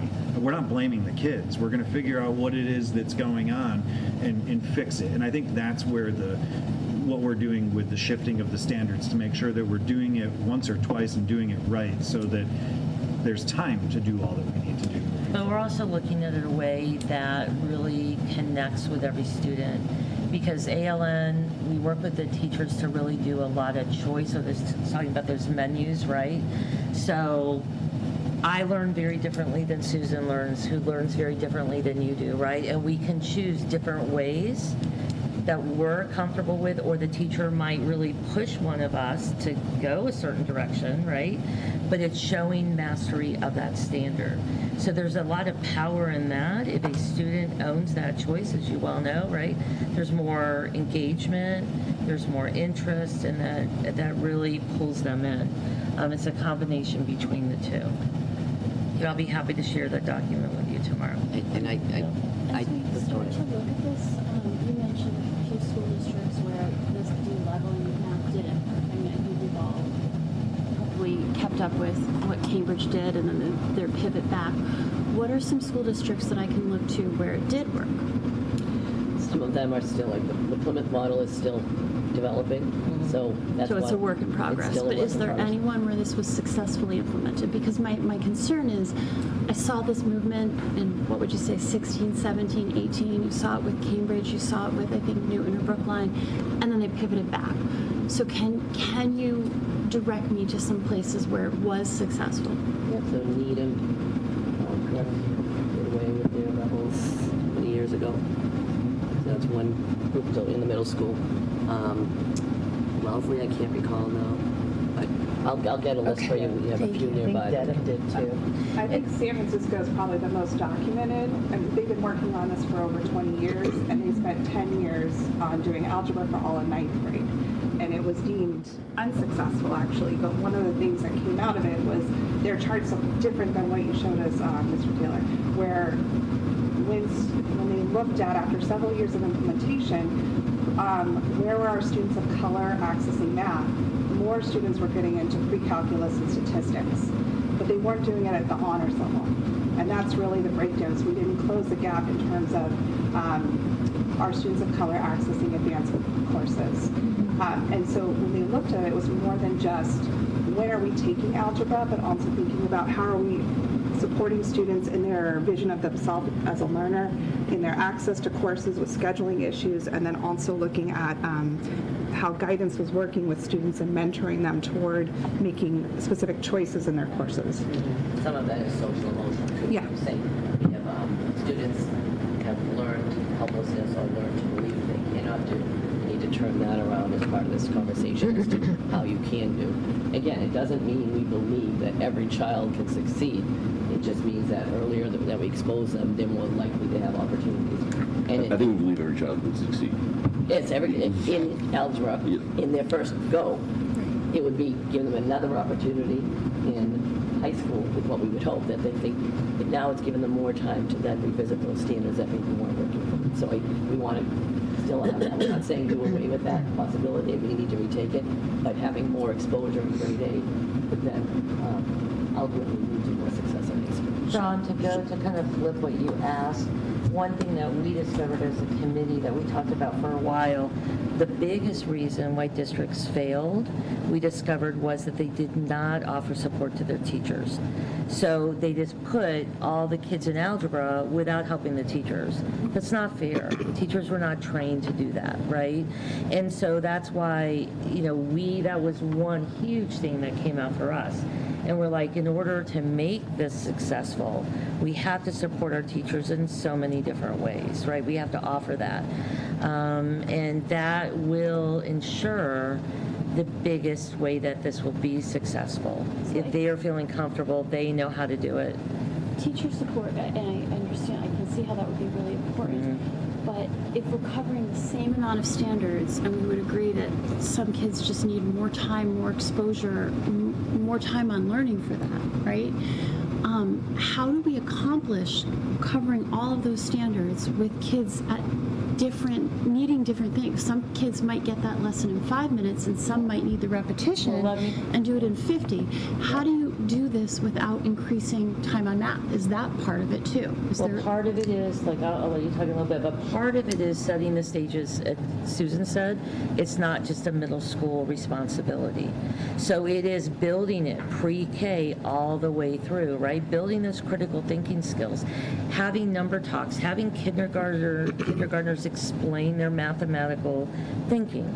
It's a lot of power in that. Students need to see there's not just one way to solve a problem, right? right? And that's not a common practice, in all school districts, right? So we need to shift all that. If you start to shift all that, you see changes in the upper grades, right? The math, the power standards that we were talking about will also help. The choice menu that I was talking about really is geared towards hitting students where they are at that level. ALN is all about universal design. It's meeting students where they individually are and how we accommodate that. So there's a lot of, ALN has a lot of resources that have examples of menus that the teachers have been working on. They've gotten coaching from ALN consultants about how to strengthen their menus, what it needs to be composed of. These are all skill sets. But do you want to add on to it then, Hal? Yeah, sorry. No, I know that's a lot. Yeah, I could go on for a while, so Right. I'm kind of jazzed up right now. Uh-oh, I opened Pandora's box. No. There's a lot that can happen when we put the learning into the hands of the students and really make the classroom student-centric. The idea of teaching Unit 4, Lesson 2 to a class of 20 students and they're all in the same place is borderline laughable. They're not all in the same place. So, but have we done the professional development? I'm talking about globally for teachers to be able to meet every student where they are. So in doing some research on my own, there's something called like the Modern Classroom Project, for example, where there's kind of a pacing guide where students come in and they go to, and this is what teachers can do if they're given the professional development to do it.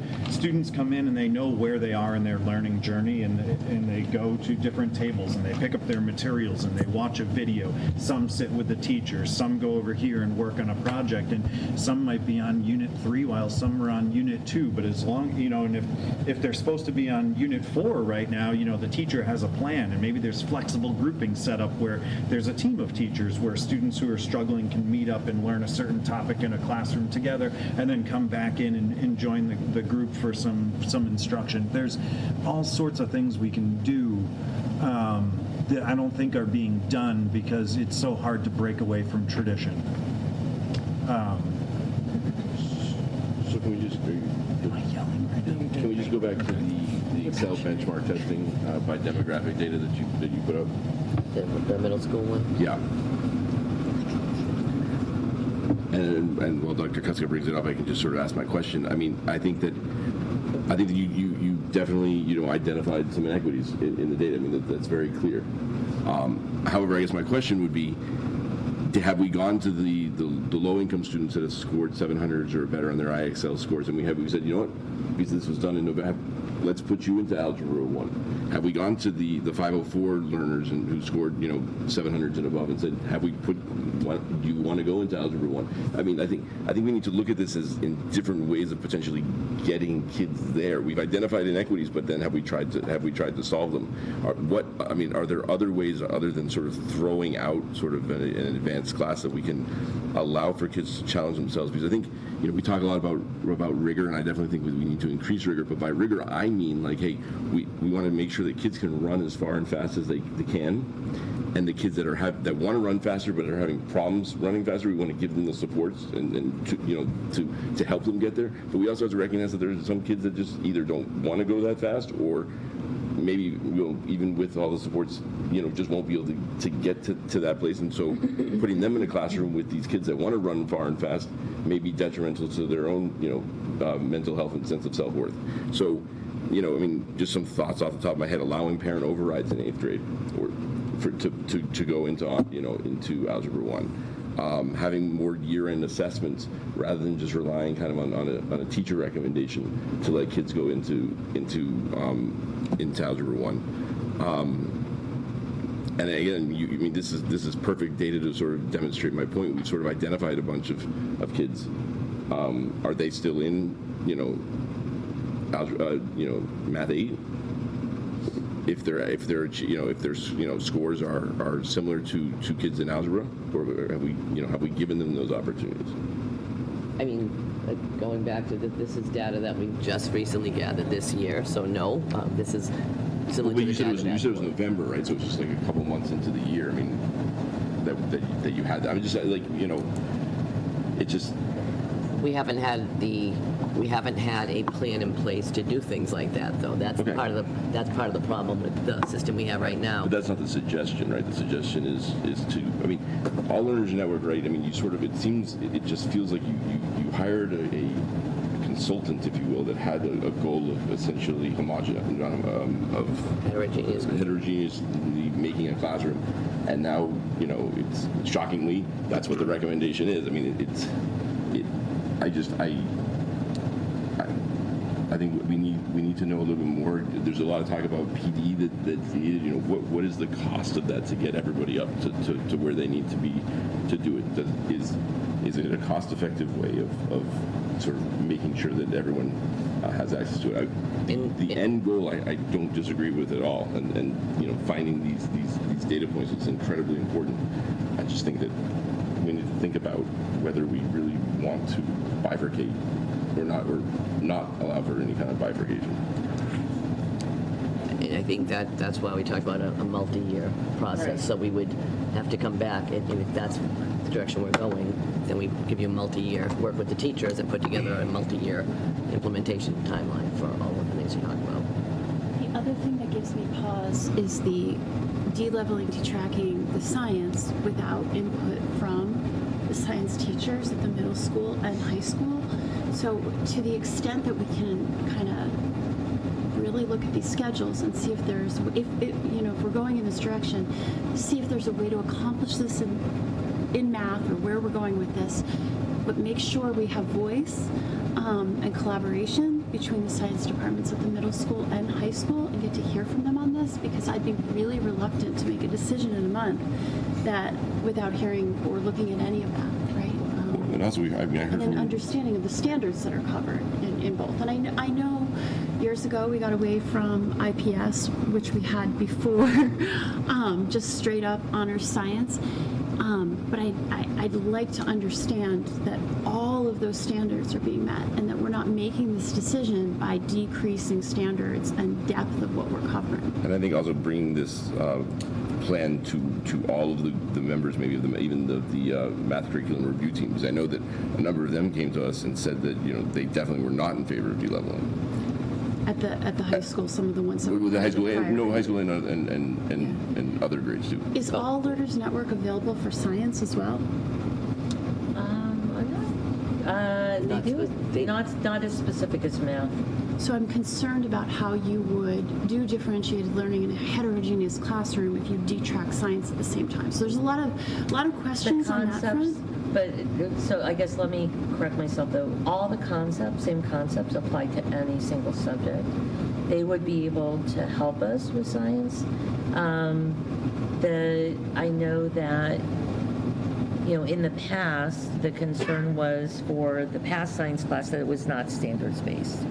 You know, so the past honor science class was not. When it was we not did tied to IPS, standards. because they were Correct. missing the grading. It was not tied to standards. And so, right, we'd have to look at that. But if you continue to have that level, because of the limitations of middle school, and I was a middle school principal, you're really tying the hand of the middle school principal, because you are a group of students is going to continuously just be in the same classes together. But would you agree we used to have honors history and honors, well, this was long before both of your time, but we used to have tracking for English and social studies along with math and science, and by removing it from English and social studies, didn't we remove some of that? So arguably, if you removed it from math, you could create, I mean, I guess Just that in most cases, I don't want to speak, Jess did a lot of scheduling, so she could probably speak to the schedule better.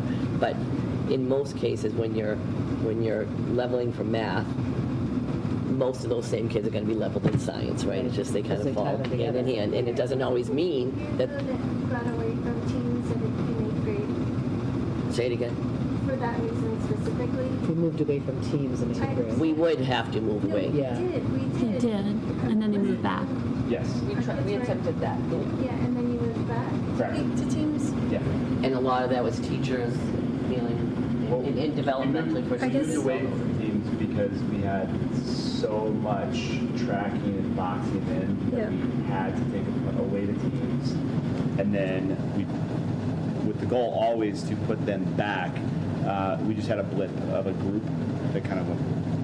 Created larger inequities, right? That Yeah, were like- just glaring, like the data showed, right? So it just was Like not the kind where you would over half the kids in a class are on IEPs. Every like you're creating like these separate classes basically. It's just- The intent was never to keep that. It was just to solve that point. Yeah, trying to address the inequities in various ways. I will say, ultimately, it's a big C curricular change that school committee would vote on.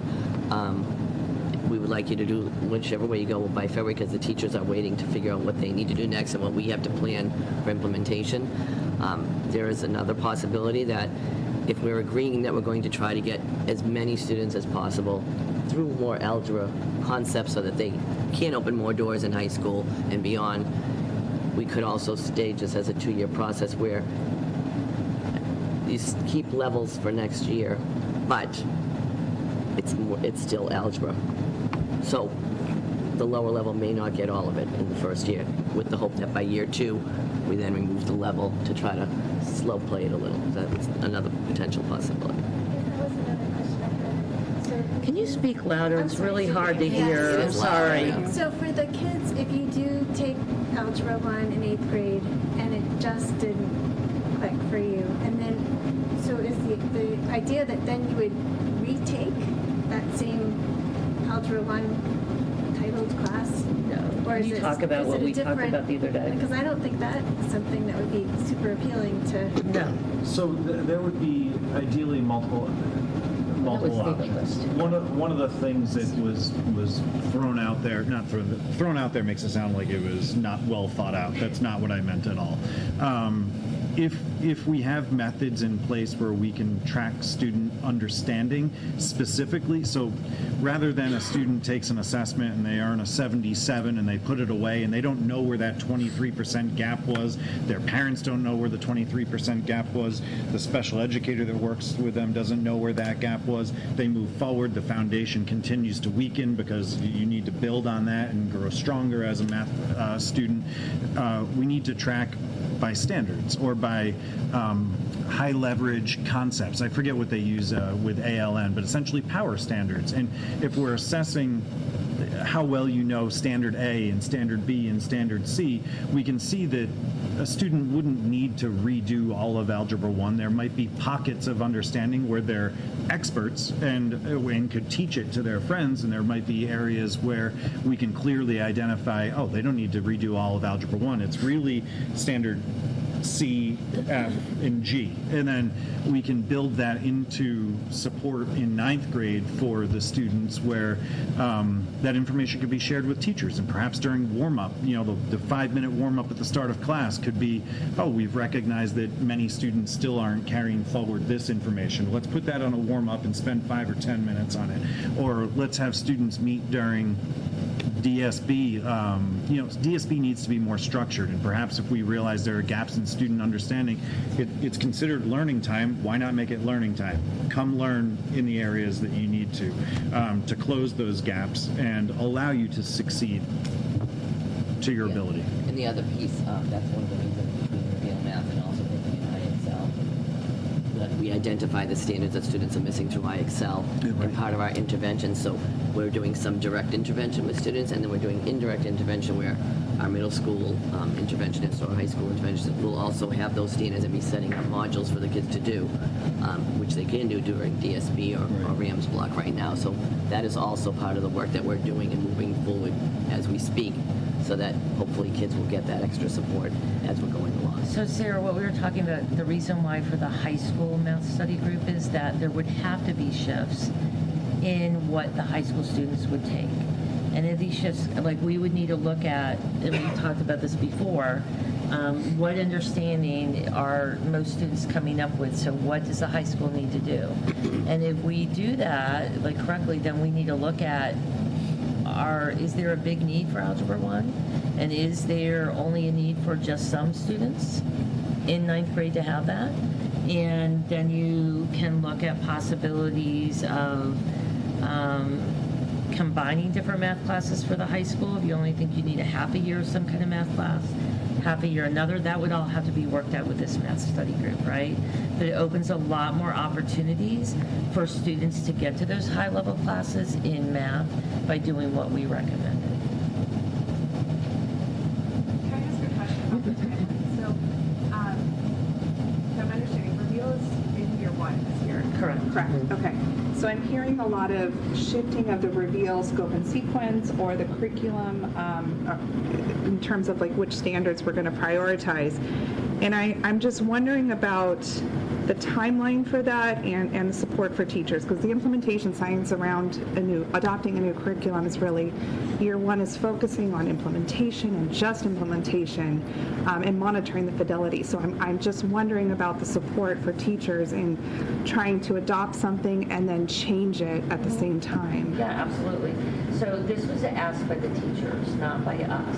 And they said they really felt strongly, both at the middle school and the high school level, that they want to change the order of the units for Reveal. And so they felt strongly about that. At the middle school, Carla is already working with them, like what should we do, right? They're already starting those conversations. And it's again driven by what the teachers are seeing in the classroom. The work would continue then through the summer, but the work is starting already now that they're having these conversations. I'm not quite as sure what's going on at the high school, but it would be summer work for sure that we need to give them support to do that. But it is their want, not ours. Just be cautious, because how do we know it's working if we haven't fully implemented it yet? Yeah. And that is why I appreciate that. One of our suggestions that we did talk about with our math study group was that could be a compromise, is that next year we are still going to get as many kids into algebra next year, but potentially still do a modified leveling for that year 1 to buy a little more time for that.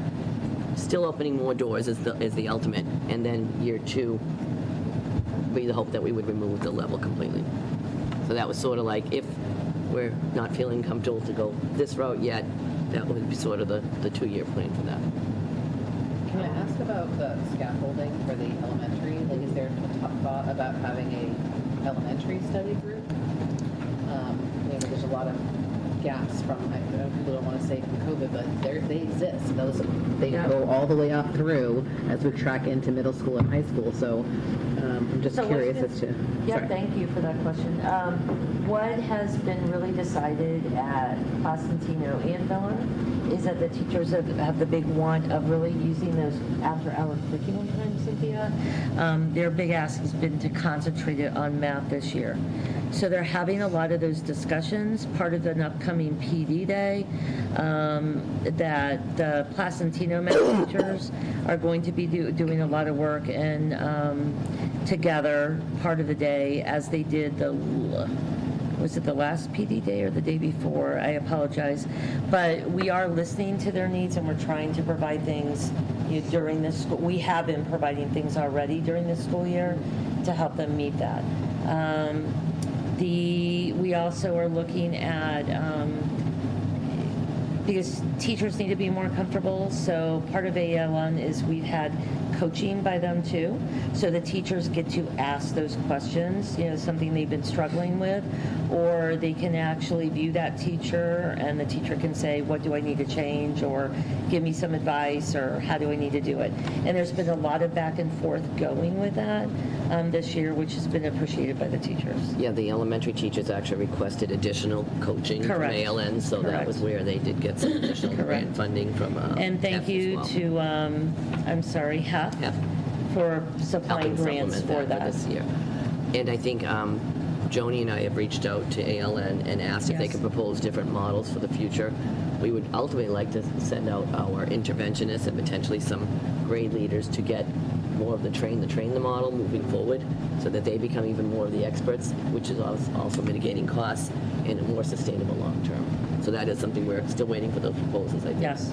So I have 2 other questions. One is there an alternative pathway for students just to kind of test out? Let's just say they didn't do so well in, whatever their Sorry, I don't know who to direct this to. I can't see anybody, so Yes, I'm I know. like bouncing around, yeah.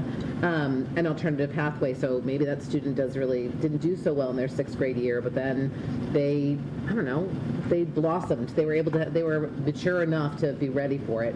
Could they test in to some other, is that another alternative? Yes. Okay. So one of the things at the high school years ago, it used to be you had to pay and take an accredited course. Yeah, that's not what I'm talking about, like low stakes more. Yeah, so now that's gone, Yeah. and now it's if you can demonstrate that you understand the core content of the course, you have our permission to move forward. And then my other question is, are we going to see anything resource-wise at our strategic initiatives in regard to this with either ALM or, I mean, I know you can talk about it at strategic initiatives, I'm just curious. No? I think our hope is that we're still meeting with principals on Yeah, Tuesday okay. related, so I'm putting that all together. So you don't necessarily anticipate? Or you I think we're anticipating that we are definitely going to invest a lot of our PD money and time into ALN and differentiation. You also may hear us talk, it's too early in the process with other reviews, but we're hearing from teachers that this has been a lot to take on all this. As much as they want it, it's been a lot. We may end up coming back and slow playing some of the other curricular changes, even though those are important too, to give them the time to do that. Again, it's easier to do that at the middle and high school. It's easier because they're not all teaching every subject. It's harder at elementary when they're teaching every subject to give them multiple different training things. So you may hear us come back and say we're only going to move forward with changes in curricular potentially at middle and high school because the content teachers can manage that versus all falling on the one teacher doing that. And also, Cynthia, so I have entitlement grants that I have funds for professional development. And so sometimes, like in the past, it wasn't as concentrated. We're really looking at utilizing those funds for math because we know there is a great need, a lot of it that we need to improve. So I will be utilizing some of those. I think all of that sounds great, and I appreciate the PD time and the teacher grants towards that, but I'm worried about the day-to-day in a class of 22 or 24, heterogeneous mix. Like, I've had struggling math kids that I feel like would be crushed if they didn't feel like they could keep up, and they don't do all that well learning from screen. And then there are other kids that do very well and could move on through units with the screen learning. But it sounds like utopia if we had smaller class sizes or more boots on the ground in those classes. So I guess to what extent, looking through the priority needs lens, are there interventionists or other hands on deck to get those class sizes smaller or have more support day-to-day, boots on the ground, not just some PD 3 times a year? And that was one of the things we had in the slide was that we may come back and ask for more tutor slash positions. It was on one of the slides. I'm sorry. Yeah, I don't remember. Is that on a which one. daily basis though, or is that like if you're struggling? Because I worry in this heterogeneous mix too of the behavioral problems you'll see with the boredom and having 3 kids on unit 3 and 6 on unit 7 and. What I talked about kids being, that's probably 15 years from now. Like, that's not anything we talked about in the math group. That's not our plan for next year to have kids in totally different units of study.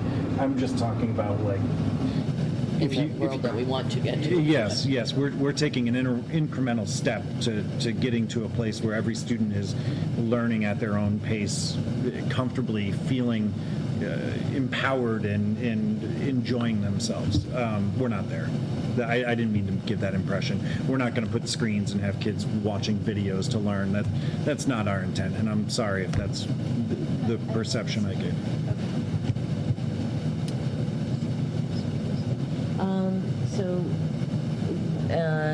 Don, you brought this up.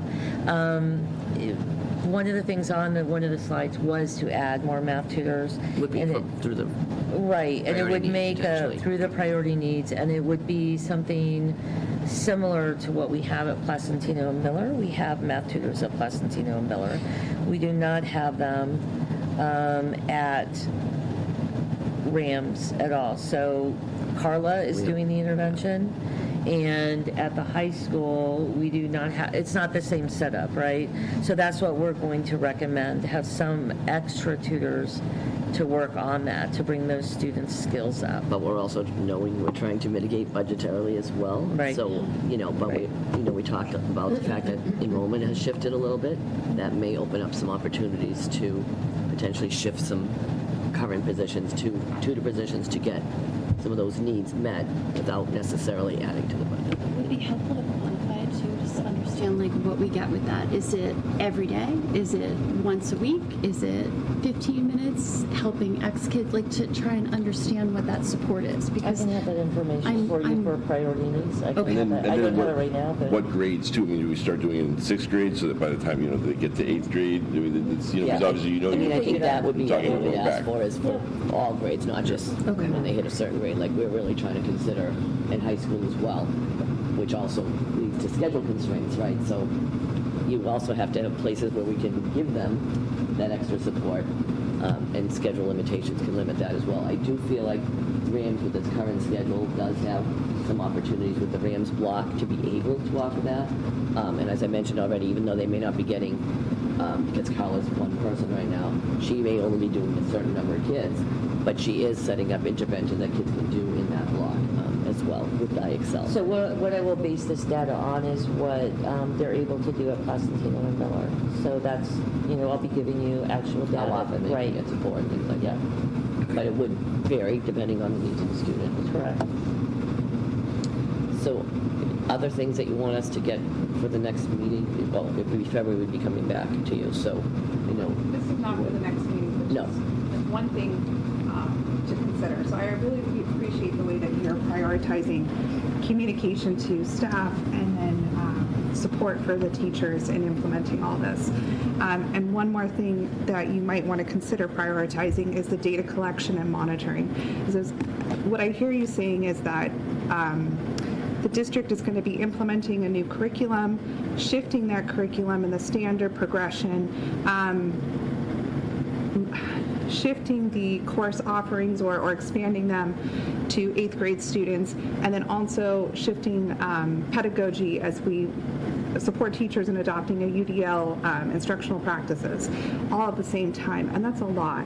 And it's not impossible to monitor what's working well, but it's really challenging to do all that at once. So really like setting up structures now to identify and kind of progress monitor along the way so that you can identify which of those things were effective and which of those were not and why. No, I appreciate that. And IXL will really help us out in that. So there's a student companion piece, and so that's the plan is also when the students are getting interventions to get extra support, and that is getting documented. And that's being used right now to determine who needs the interventions, right? The data is already being assessed. I think it's part of the data collection and could be for February meeting. How are we defining success, right? That could also inform the data. Louder again, I'm sorry. How are we defining success? Because that informs then the data we need to collect. Because we can collect a lot of data, and sometimes we can't collect data, so that's a challenge. But the data we can collect, how are we defining success? Because it could very well tell you it's working here, but not working here, and how are we defining and saying It's yes? mastery of standards is how we're defining success. Okay. So then what's the data to support that, right? So IXL might be this. Correct. Okay. And we'll have, as part of our mid-year progress discussions with principals, we'll be bringing that data back. So we have 3 assessments that we're doing for the standards throughout the year at all levels. Yes. So we'll be doing that as well. And also, because it's year 1 of a new curricular resource, we also have to caution that you're not going to see the gains immediately, right? So it is a 3 to 5 year process, but we should be able to at least measure with our IXL data some of the successes that we're starting to show. Absolutely. Who's going to make up this math study group to ensure it's smooth implementation? Sorry. Similar to what we did this year, we'll work with the high school and look for volunteers. It's going to be very much similar to the process we've Probably done. looking at 2 of the members right here. I'm going to nod and agree. I couldn't hear the question. But I feel like I'm also yelling because It's very loud. The high school math study group, who's going to put it together? I think we do a similar process to what we did for the middle school. And Ron's going to oversee that since he's such a strong math resource for us. We are fortunate now that we now have Ron in his role. We have Leah working directly with the teachers as a peer, and then Ron can also, because he's got the math background, and then Nancy has the social studies background. Joel, so I mean, we're fortunate that we have created a strong model right now. Except we would like to have more tutors to then help support individual students, but the model itself, I think, has come a long way. Okay. More to come. Thank you. Thank you. I appreciate that reflection. Thank you, Ron. Thanks, Thank you. All of it. And thank you for your question, Hillary. That was a really good point. Moving on to policy, and I think you all thought we were going to get out of here early tonight. Okay, so we have 3 policies to review this evening. So do we want to each take one? No. They're like, no, we're done here. Which one are we starting with? EEA. All right, so transportation. So this was brought, well, we've been meaning to address this one for a little bit, but it didn't seem like there was much, well, anyway, in light of our changes to transportation for next year, and because this hadn't been reviewed in a bit, we reviewed our transportation policy, and I only have to read what we, well, I might as well just read the whole thing because we stuff that we've crossed out as well as added. So, transportation eligibility. Students who are residents of the town of Holliston may be provided with transportation services over town-accepted roads to and from the Holliston Public Schools. A HPS transportation map will be provided in the office of the superintendent, and the minimum guidelines are described below. Preschoolers are not entitled to transportation services unless the student has an individualized education program that requires transportation services. Grades K, 1, and 2 are entitled to transportation services with the exception of those living in proximity, parentheses, according to the HPS transportation map available on the district website. It's not there yet, but it will be, to the school, as determined by the superintendent or, it should have said there, sorry, that was a miss, and their designee, or their Grades 3 through 5 living approximately 1 mile or more from the school are entitled to transportation services. Grades 6 through 8 living approximately 1.5 miles or more from the school are entitled to transportation services. Grades 9 through 12 living approximately 1.5 miles or more from the school are entitled to transportation services. Exceptions to these guidelines may be made at the discretion of the superintendent or their designee after consultation with the Holliston Police Department. Exceptions. The superintendent or designee may waive these eligibility requirements if a student's health and or safety might be affected by the lack of school bus transportation. Determination of a waiver will take bus space availability into consideration. Transportation of students on buses that are not regularly assigned to them may be allowed in order to permit these students to attend after-school activities within Holliston. There must be adequate room on the existing bus, and no additional cost to the town shall be incurred for this transportation. Children of bus drivers. Bus drivers may not transport their own children without the prior approval of the superintendent or designee. The superintendent or designee will make these decisions based on load limit and safety. School bus stops. There will be designated bus stops that can only be modified after consultation with and in the agreement of the safety officer. The bus shall pick up and drop off students only at the designated bus stop. If, in the judgment of the driver, there are safety concerns about discharging a student at the designated bus stop, the driver will return the student to school, and every attempt will be made to notify the parents. I should say parents, guardians. This got wonky for some reason. That should say parents, guardians. Requests for a change of the designated bus stop of a student must be made in writing to the transportation coordinator. In emergencies, a verbal request may be made by the parent followed by a written request within one school day. Questions? How does this relate to bus fees? Bus fees? Is there any, I just did simple math. So, I well- fall within a mile, past a mile and a half, but Okay. the Queens, you got to pay bus fees. So the law says that we need to provide bus transportation for students K through 6. Free. Free. Within outside of 2 miles. Outside of 2 miles. Okay, so 6 to 8 though, you're saying approximately 1.5 miles or more. People are entitled To transportation so if services. If I'm 2.1, I'm only speaking for myself, for others, Yeah. not just me. If it's 6th grade and you're at 2.1, you need to pay. Okay. And then everybody needs to pay after 6. Yeah, everybody pays after that. So this is more about whether we're Yeah. Got it, whether got it, we're willing to okay. pick you up. Right. This is about, yeah. And this yeah. doesn't actually say whether we're implementing it or not, right? Because we still pick up 6th to 12th graders within 1.5 miles. Yeah. It's just that our policy allows us to not do Yeah, that. it says may. But why are we taking the budget Yeah, why is all that eligibility? coming Because we've never been able to pay for it. So a long time ago, bus fees that didn't exist. So this was sort of added in here as if we have adequate budget, we wouldn't charge any fees. Like it was like wishful thinking. So that's never going to happen, or at least right now it's not happening. So it just didn't make sense to even say things about, well, when we have adequate versus non-adequate. So we just took it out. That was at the recommendation of Keith. He said he didn't know why we were keeping that along. Okay. So, and why- he was he was in he's all in this. this? Yeah, he's in all in this. And then there's a whole, according to the HBS transportation map available at the district website, that has not been created yet. So it will be created, but has not been created yet. So why are we doing that for K through 2 instead of just setting a distance? Because there's the parameters around it is like central. Yeah, we don't want them crossing Washington Street, so we're kind of creating a zone so it's not going to necessarily have a mile marker to it, but it's going to be a zone. Does that make sense? So if I just said half a mile, that might not encapsulate. Just based on sidewalks. Yeah, basically. I mean, it's based on sidewalks and safety. So that's what we're looking at, is saying that we want people to be able to walk. We want them to be able to walk safely. So it's basically, roughly, it's like 2 Central Street on one side, and then not passing Washington Street on any of the other sides.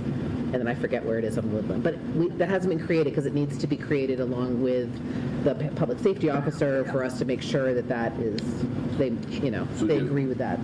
So who is the safety? Do we decide?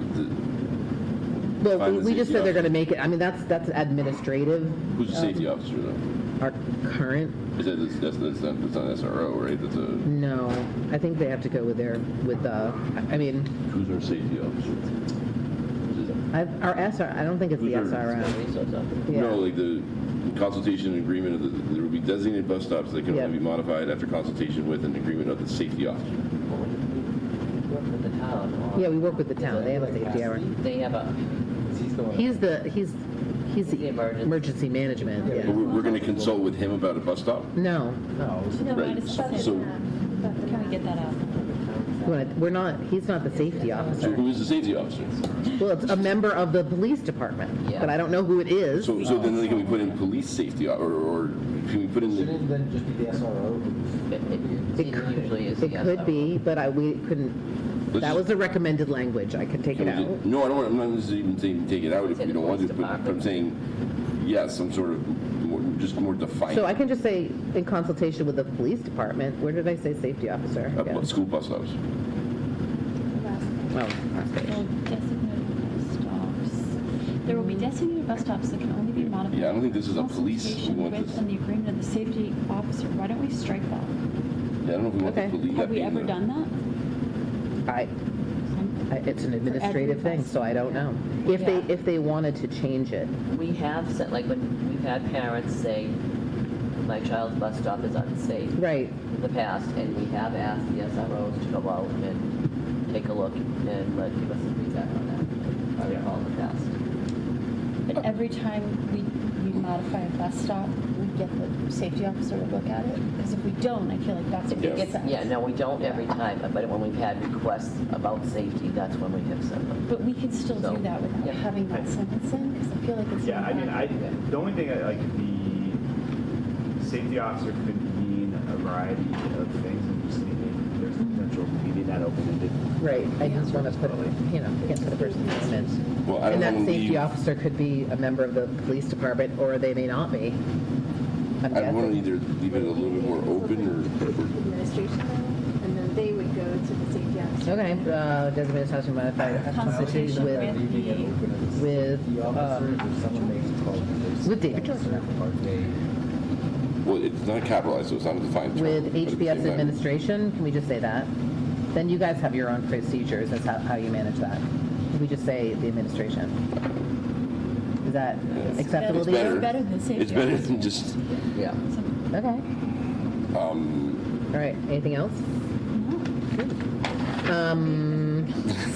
Do you want to read them all, or can we just like take them in turn?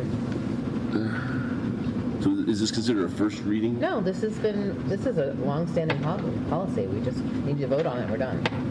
I don't have to read it again, that's it.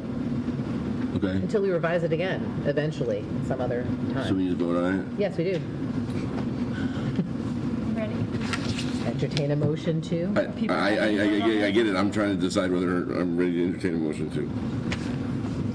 Do we want to stay here any later? I No, can I read this a don't. lot slower, the next one, if you want. All right, It's a long one. I'll entertain a motion to approve the amendment to Transportation Student Code EEA as further amended at our Yeah, meeting. and I'll make sure Lisa gets these. Yeah, so the right ones get uploaded. Yep. Who was okay. Joe first did. Thank you. Are we sure? Because I don't want to have to amend the minutes later. All right, so Frank and then Sarah. All right, all in favor? Okay, thank you. That carries unanimously. Does somebody else want to read the next one really slowly, or should I do it? Are we doing athletic one? Huh? Athletic one. I actually don't have to read the whole thing. I just have to read what the changes are. What are the changes? Okay. Can you guys not see the read it out copy? No. Why does that happen? Why am I able to see it? I You think guys it's the can't way see the it? sharing things in the folder. Remember that So happened before? I obnoxious. was We just have to holding fix it up there, that. though. We could on the other one. Yeah, I Right, can so, see it on the other I don't know. I don't upload them, so, It's okay. not the upload, it's the Google share. At least in this one, school physician is a capitalized, so a defined term.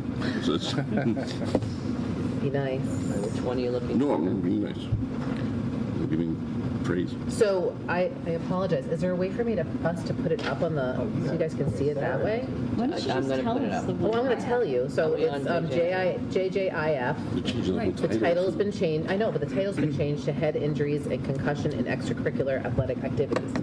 So this was as a recommendation of Brenda Barton, who is our nurse manager, in consultation with her staff, along with the athletic trainer and coordinator and Matt Baker.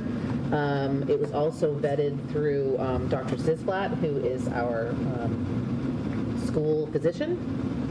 And she finally signed off on this draft. Like, we've been working on this for a year, so I know it doesn't sound that comprehensive, but it is. Anyway, so changes were the title.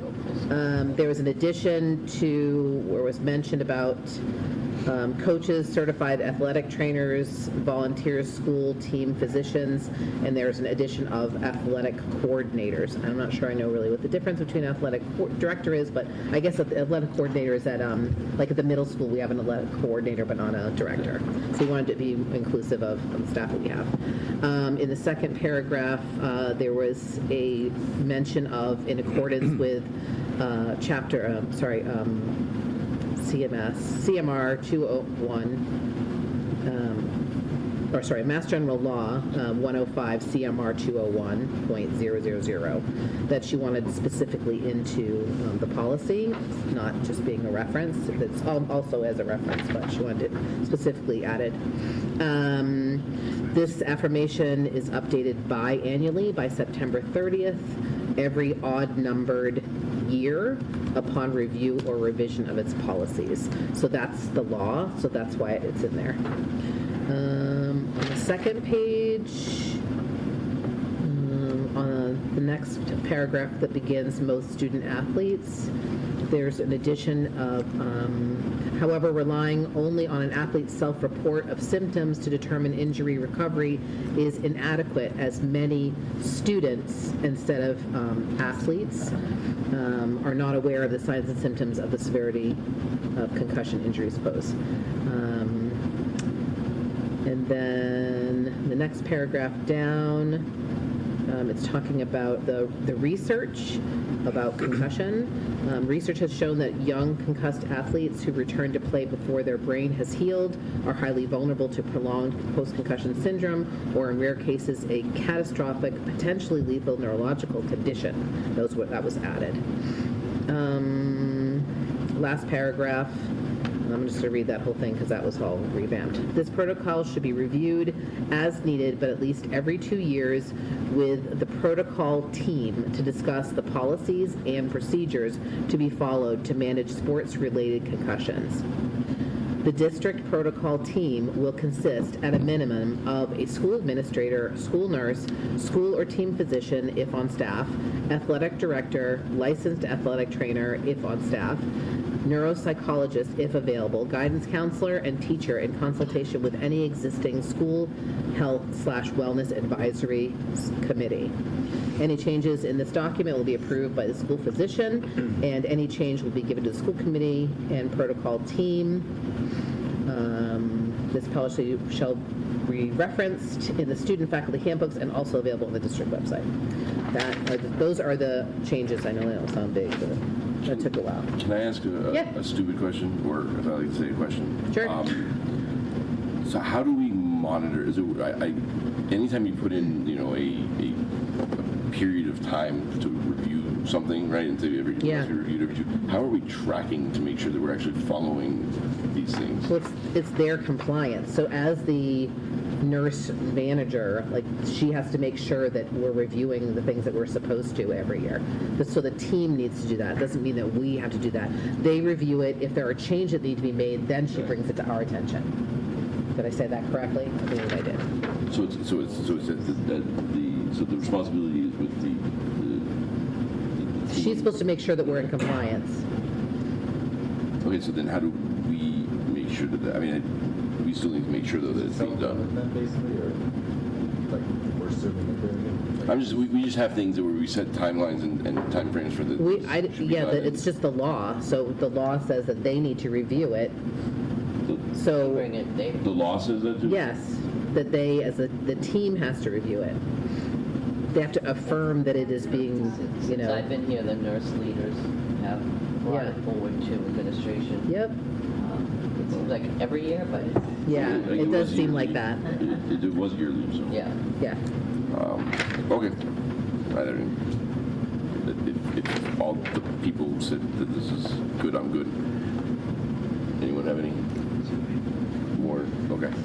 So I'll entertain a motion to approve the amendment to policy JJIF to be now known as something much longer than athletic concussion policy.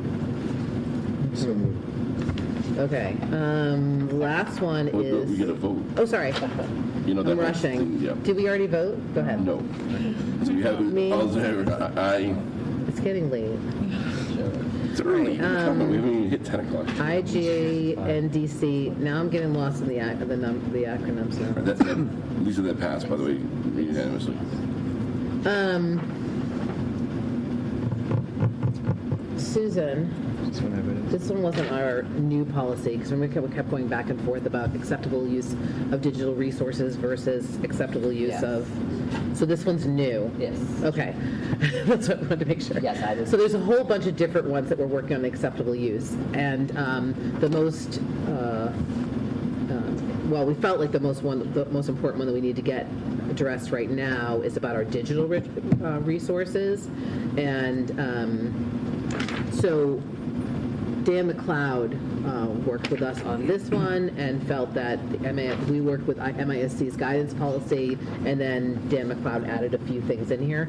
But it's a new policy, so I can read it in its entirety, but then we can take feedback and come back. Okay? All right. Acceptable use of digital resources, IJ and DC. The superintendent, in conjunction with Director of Technology and Digital Learning, shall develop and implement appropriate procedures to provide guidance for access to digital resources. guidelines shall address teacher supervision of digital resources, ethical use of such resources, and issues of online privacy. In addition, procedures shall prohibit utilization of digital resources for prohibited or illegal activities and for the use of other programs with the potential of damaging or destroying programs or data. Technology procedures shall be implemented that effectively address the following: controlling access by minors to inappropriate matter on the Internet as defined by Children's Internet Protection Act, CIPA, and the Children's Online Privacy Protection Act, COPPA. Safety and security of minors in use of digital resources, preventing unauthorized access, including hacking, viruses, and other unlawful activities by minors online. Annually, all students must agree to and sign an appropriate digital use form developed by the superintendent in conjunction with the director of technology and digital learning. This form must be also signed for the parent or guardian for students under the age of 18. Employees must use district resources for the purposes directly related to educational and instructional purposes. Employees shall use digital resources in a responsible, efficient, ethical, and legal manner in accordance with the mission of the district. Staff is required to use their school-issued accounts, not personal accounts, for all communication with students and parents, guardians. Such accounts must be used with other staff members when conducting school business. On the recommendation of the superintendent in conjunction with the director of technology and digital learning, the district shall determine when and which digital resources can be made available to the community. All guest users will be prompted to and must accept a digital use agreement prior to use. Use of enhanced technology tools, e.g. ChatGPT, Gemini, are emerging as important components of the digital information and technology landscape, and the Holliston Public Schools sees their use as strongly connected to a student's development as digitally literate citizens. Such tools are subject to all of the expectations and requirements contained in the acceptable use policy and other district policy handbooks referenced below. In addition to adherence to such policies/handbooks, instructional uses of enhanced technology tools should be governed by educators' professional judgment and all relevant codes of safe, ethical, and responsible digital conduct. Those violating the digital use agreement will be subject to appropriate consequences. Source MASC 223. Policy cross-reference, legal reference, 47 USC Chapter 254, and policy cross-reference JICFB, bullying prevention, IJNDD, social media, KDCB, district website and social media, and a procedure reference is the student and employee handbooks. So anyway, it's the first read. We don't have to even talk about it. You guys can send us emails and let us know. There's a couple typos, but yeah, I know. That's signed by the parent, the guardian, Yep. and for of students.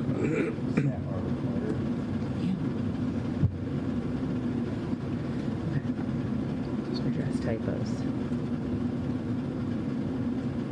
Okay. But if you have other,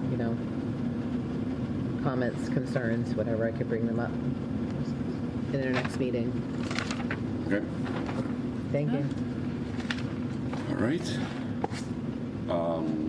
So now we get to our. So I just realized, and we'll have to get this back on here. We don't have reports from the administration on here. I just saw that. I saw that too. I don't think it's something that we can certainly, if you have things to report, that we can certainly fit it in, and I don't believe we'll violate anything if you have anything. Certainly would fall under public comments or something like that also. Yeah, I just wanted to mention that I sent out the RAM search information today, the timeline for the permanent principal, and that Joni and David List are going to be co-facilitating that, and we're trying to move forward with a rigorous timeline just because we want to get that completed timely, because it also could impact a decision for the assistant principal role, so we'll get that out as well. And then learning walks, I know Ron mentioned this earlier, so I feel like it's connected to what we talked about with the math study group. But we did have a learning walk today at the middle school. And this is something that last August I had said to our leadership team is really this should be a year of growth for us as a leadership team and really calibrating the learning walk process. So we're really, each time we keep tweaking it and making it stronger and stronger. And I think we're getting really excited about the progress we're making as a team with the hope that next year we can start then having potentially teachers in the building with administrators a little bit more as well. So that's the direction we're going. But it's really been helping us look at student engagement and safe learning environment in particular this year. And then the last thing is roundtables. I always talk about the student roundtables and the information I get from those. So I did have Placentino's roundtable yesterday, I believe it was, and they were always quite a joy to give me a lot of useful information about what, safety things. Even the little ones will tell me what's working well and what's not working well and what they hope to accomplish. So I had a great meeting with them, and I'll continue the roundtable meetings. They also want to, I'm going to be sending out something to staff to set up some more of the past one-on-one small group or sometimes team meetings that I've done. So I'm going to be offering some of those with staff for the second half of the year as well. Are the Placentino kids excited about starting earlier next year? I think one child may have brought it up now that you said it, but I can't remember exactly what they said about that. Kids say the darndest. Kids say the darndest thing. I think there might have been a TV show about that. Yeah. Is this true? Okay. Yeah, just a reminder that we have a full professional development day on January 17th, so I'll be making a report to you the next school committee meeting after that. Okay, great. Susan indicated it was nice to get down to middle school and see my people down there, so it was fun to see the kids there. Lastly, over the vacation, they were doing the work on the Rams rooftop unit, and I just wanted to say, thank you to the school committee that initially kind of planted that seed money that we had and waiting until failure on that unit, and then also to the FinCom for trusting the administration to use the funds in an appropriate way. Also to the select board for supporting the capital request, and then our maintenance department for keeping the unit functioning as long as it did, and then to James Keast for working on this project and doing the bid and on-site portions. This might be the first time the FinCom has ever been thanked at the school committee table. So, I was remiss when we were presenting the math study group too that I did neglect to thank the teachers, the 4 teachers, Yes. and other administrators that served on the math study group this year. Did I? Yes. I thought I forgot. Great. They were on the slide. Thank you. And they were on the slide, yes. They were on the slide. Okay. All right, so reports from our subcommittees. Communications?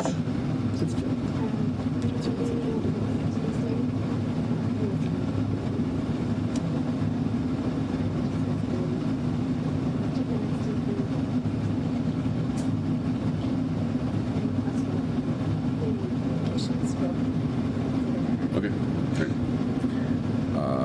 Policy. Our next meeting is this Tuesday at central office at 4:15. We'll be discussing graduation requirements, among other things. I'm excited about that. I am excited about it as well. Yeah. All right, budget. And budget, we had a meeting today at 5 o'clock, and our next meeting is on next Thursday, January 16th. And did we settle on 5, I believe? I thought it was 4 to 5, somewhere in. Oh, right, yes, 5, right. Yeah. 5. Okay. 5. Okay. Superintendent eval. We have our first check-in on Wednesday at the central office at 4:30. Okay. We don't have any old or new business today. Mostly we were dealing with presentations and other things. So our next meeting will be January 23rd. There will be a 5 o'clock priority needs meeting and then a 7 o'clock regular meeting. So bring pillows and blankets and things like that. Dinner. Yeah. Does anyone feel like we need to continue executive session what we were talking about before, or is everyone good? Okay, so we will not have an executive session today, so I will just simply entertain a motion to adjourn. Moved by Cynthia. All those in favor? Right. We stand adjourned. Thank you very much.